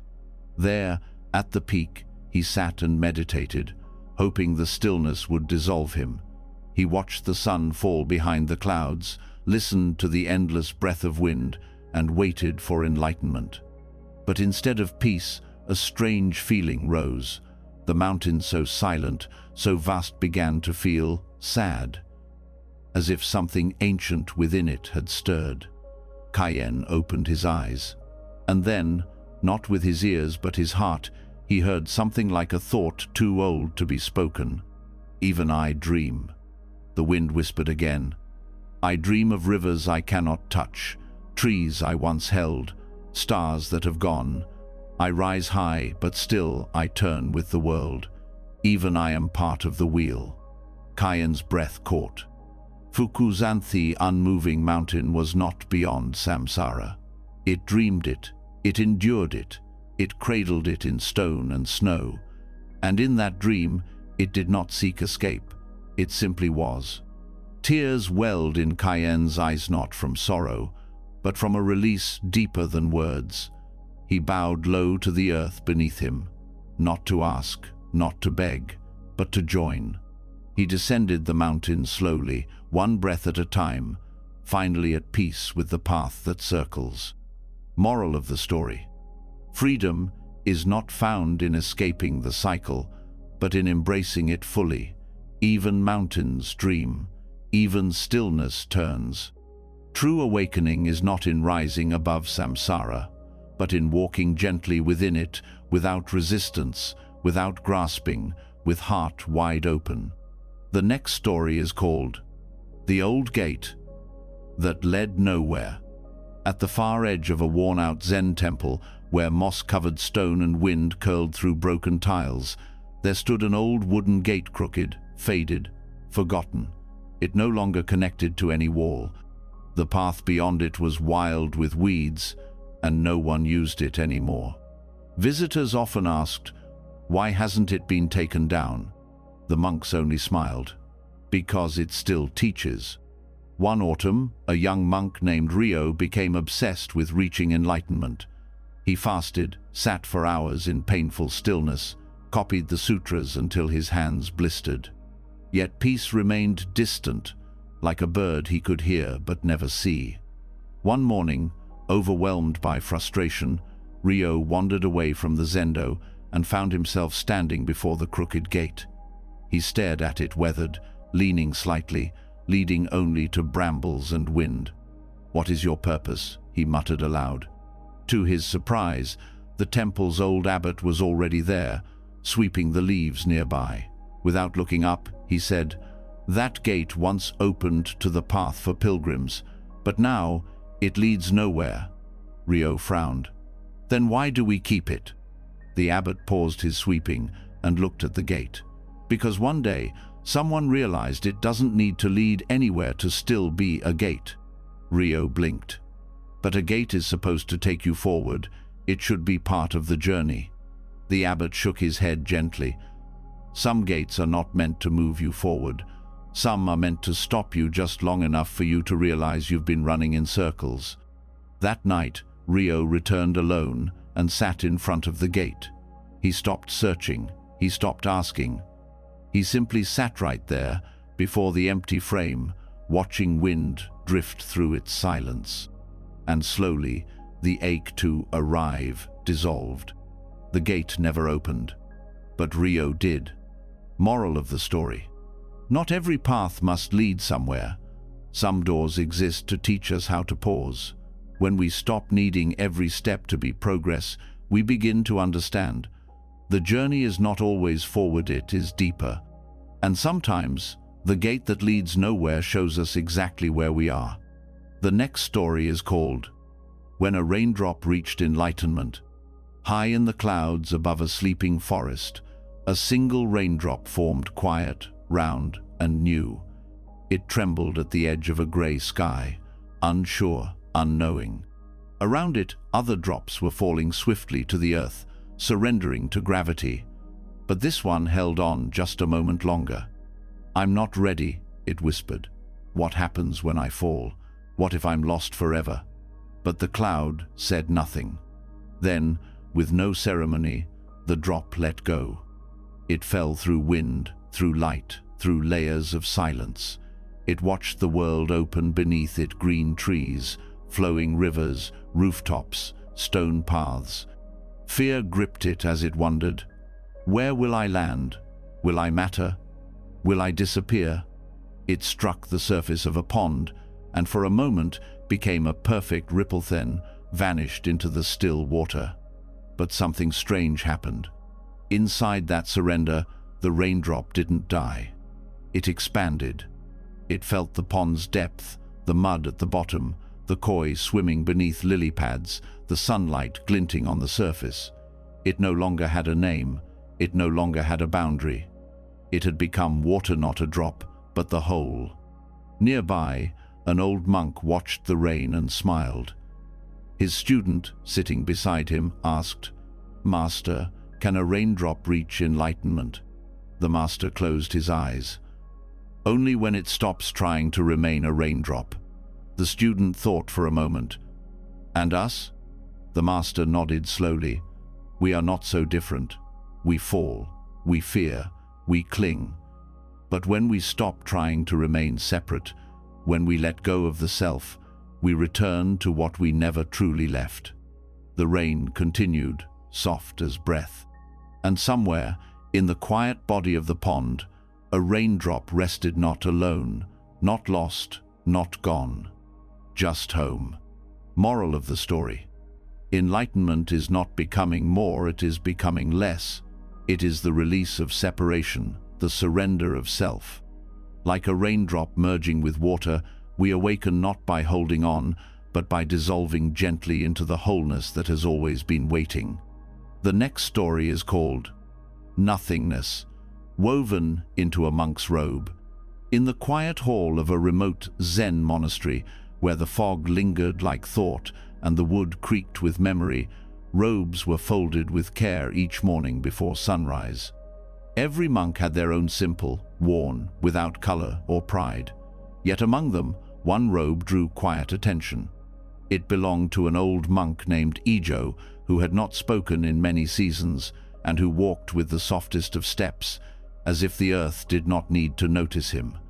The robe looked like any other gray cotton, patched in places, threads unraveling like soft rain. But something about it made those who sat beside Ijo feel smaller and lighter, like the burdens they carried had loosened without being touched. One evening, a young monk named Riku dared to ask, "Master Ijo, why does your robe feel different?" Ijo said nothing at first. Instead, he turned and picked up the garment. He unfolded it slowly, letting the air catch its corners like sails, then laid it gently across his lap. "I wove it myself," he said quietly, "many years ago after I had failed everything." Riku frowned. "Failed?" Ijo nodded. "Failed to become wise, failed to be calm, failed to awaken. I had studied every sutra. I had sat for months, but still my mind was full of noise. One day," he continued, "in frustration, I tore apart my robe. I told myself I would sew a new one, but not from ambition, from surrender." He picked at a loose thread, smiling. "With each stitch, I did not say a mantra. I did not offer a prayer. I only breathed. No desire to become holy, no wish to be seen, just thread and space between." Riku reached out and touched the robe. It was rough, plain, and yet something about it felt like sky. Ijo leaned closer. "You see, it's not what's sewn into it that matters, it's what was left out. All my wanting, all my trying, nothingness became the thread, and so it holds no weight." That night, Riku sat in his room, robe folded beside him, and finally let go of the pressure to become anything. He simply breathed, and for the first time, felt the soft presence of nothing woven gently through him. Moral of the story: we are not defined by what we add, but by what we release. Like a robe woven not with effort, but with emptiness, true peace is not stitched through striving, but by the quiet grace of letting go. In nothing we are held. In stillness we are whole. The next story is called The bridge the master never crossed. In a lush valley where two rivers met, there stood an old wooden bridge connecting the forest temple to the distant village. It was narrow but strong, worn by the feet of countless monks, villagers, and seekers who had walked it for generations. Yet curiously, there was one person who never crossed it. Master Seijun, the abbot of the temple for over 30 years, had never once stepped beyond the bridge. He often stood at its edge, watching the wind ripple through the water below, nodding gently to those who passed by. But he never walked across, not even once. Younger monks often whispered about it.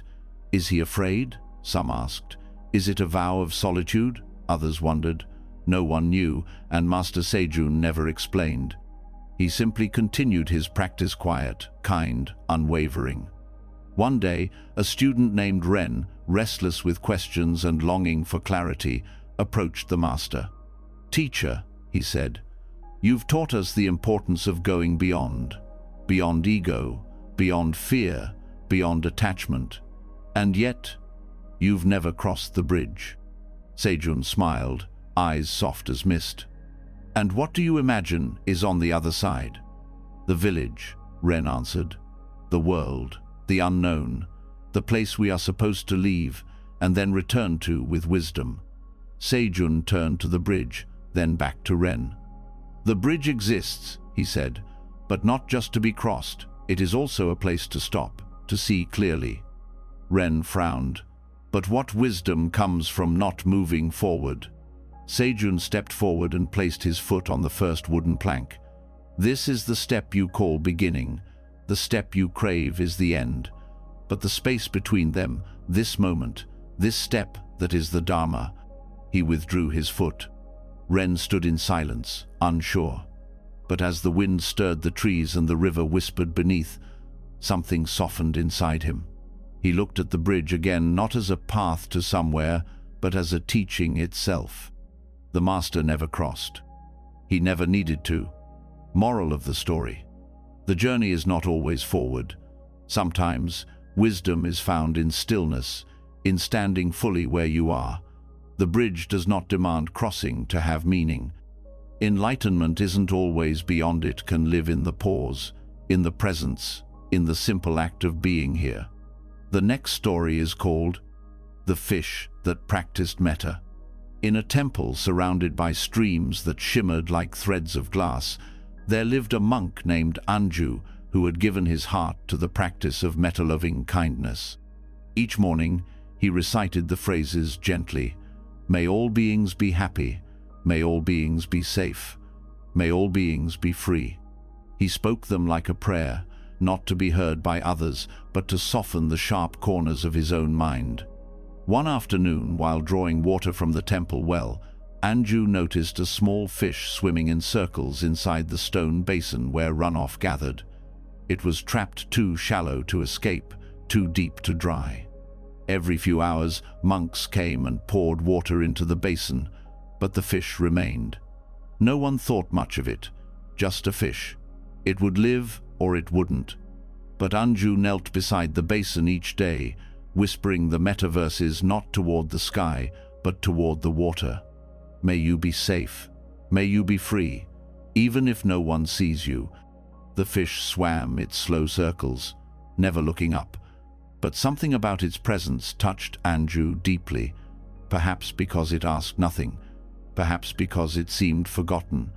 Then, one morning, Anju found the fish resting at the bottom, unmoving. He leaned in and whispered the words again, softer than breath. Suddenly, the fish stirred not frantically, but calmly. It rose, turned, and for the first time hovered near the surface. A few days later, a storm came, and the basin overflowed. When Anju returned, the fish was gone. Another monk nearby said casually, "The rain must have carried it back to the stream." But Anju only smiled. Not because the fish had escaped, but because it had been remembered. Years later, when Anju himself grew sick and could no longer chant aloud, he would sit in silence and breathe the same kindness inward. Even when words failed, metta did not. He had learned it not from scrolls but from a small creature that asked for nothing and received everything. Moral of the story: true loving kindness asks for no audience, no reward. It flows in silence, gently, even toward the smallest beings. Like a fish in a forgotten basin, the heart receives light, not through attention, but through presence. And when kindness is offered freely, it frees the giver as much as the one who receives. The next story is called Bamboo That Bowed Without Wind. In a quiet grove behind a crumbling temple, rows of bamboo stretched tall into the sky, swaying gently when the wind passed. They were admired for their grace, flexible yet unbroken, always moving but never falling. Among them stood one slender stalk that was different.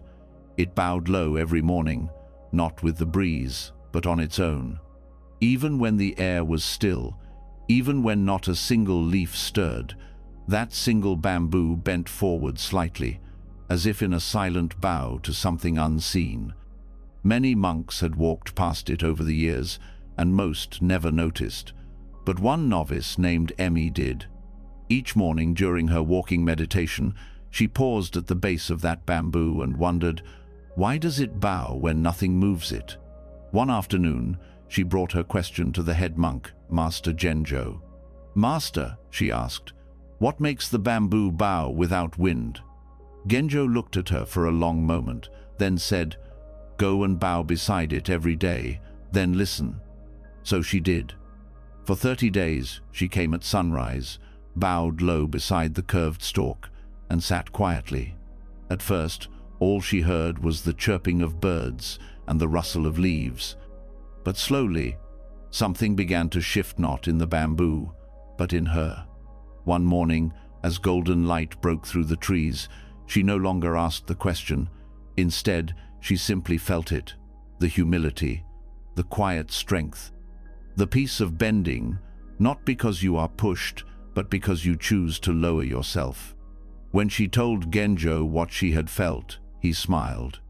"The deepest reverence," he said, "doesn't wait for force. It comes from within.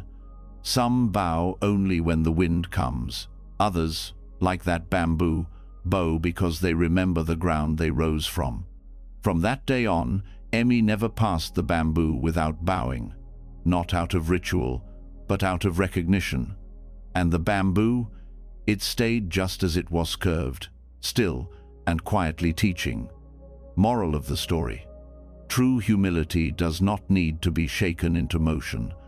Like bamboo that bows without wind, it rises from remembrance of our roots, of our impermanence, of the space that holds us all. Strength is not always in standing tall. Sometimes it is in bowing softly without being asked. The next story is called The Dog Who Heard the Heart Sutra. At a small countryside temple nestled between rice fields and winding paths, there lived an old stray dog named Maro. No one knew where he had come from. He had patches of missing fur, cloudy eyes, and a limp that made his walk uneven. But he never begged, never barked. He simply followed the rhythms of the temple, sleeping in the sun during zazen, watching the monks sweep the stones, and curling beneath the porch during evening chants. At first, some monks found him distracting. "He's dirty," one said. "He doesn't belong here," said another, but the abbot only replied, "Then let us sit until we do." Every evening, the monks recited the Heart Sutra together, their voices low and steady.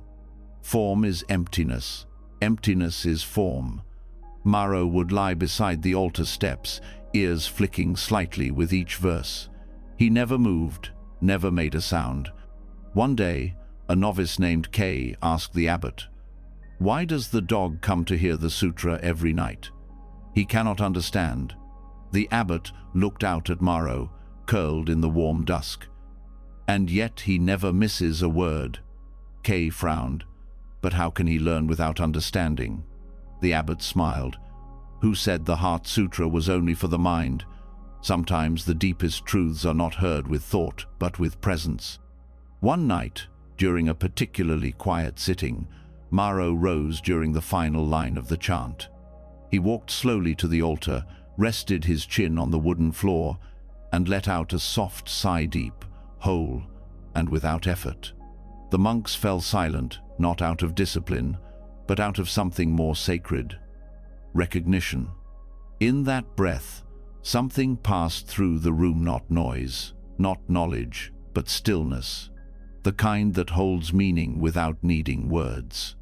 A few mornings later, Maro did not rise. They found him lying peacefully beneath the porch, as if he had simply followed the last line of the sutra into the next life. The abbot knelt beside him, placed a hand on his head, and whispered, "Gate, gate, paragate." Moral of the story: wisdom does not always speak in language. Truth is not always something we learn, it is something we feel when we're quiet enough to receive it. Even a dog can hear the Heart Sutra, not through study, but through stillness. Sometimes presence is the purest understanding. The next story is called The River That Denied Its Flow. In a land where the hills folded like sleeping monks, there ran a river known for its strange silence. It moved with no song, no rush, no glittering splash. The villagers called it the still Rivera, ribbon of glass, unmoved even by wind. Travelers stopped to gaze, confused. "Is this really a river?" they'd ask. "It looks like a mirror." One monk, Yorin, was drawn to it. He had been taught that rivers were symbols of life's impermanence, of constant movement and change. But this river challenged everything. It did not gush. It did not roar. It barely moved at all. One evening, as the sky turned amber, Yorin sat at its edge and spoke aloud. "Why do you not flow?" To his surprise, the river replied not in words, but in a deep knowing that echoed through his chest like memory. "Because everyone expects me to." Yorin blinked, stunned. He leaned forward. "But aren't you meant to move? Aren't rivers the path of motion?" The river seemed to hum softly beneath the surface. "I was once like the others," it said. "Fast, proud, always chasing the sea. But the more I rushed, the less I touched. I passed beauty without seeing. I held nothing. I arrived nowhere." Yorin sat still, his breath slowing. "So I stopped," the river said, "not out of laziness, out of awareness. I became the river that does not chase. Now birds drink from me. Children see their faces. The moon rests in me without distortion. I am no longer a path, I am a place."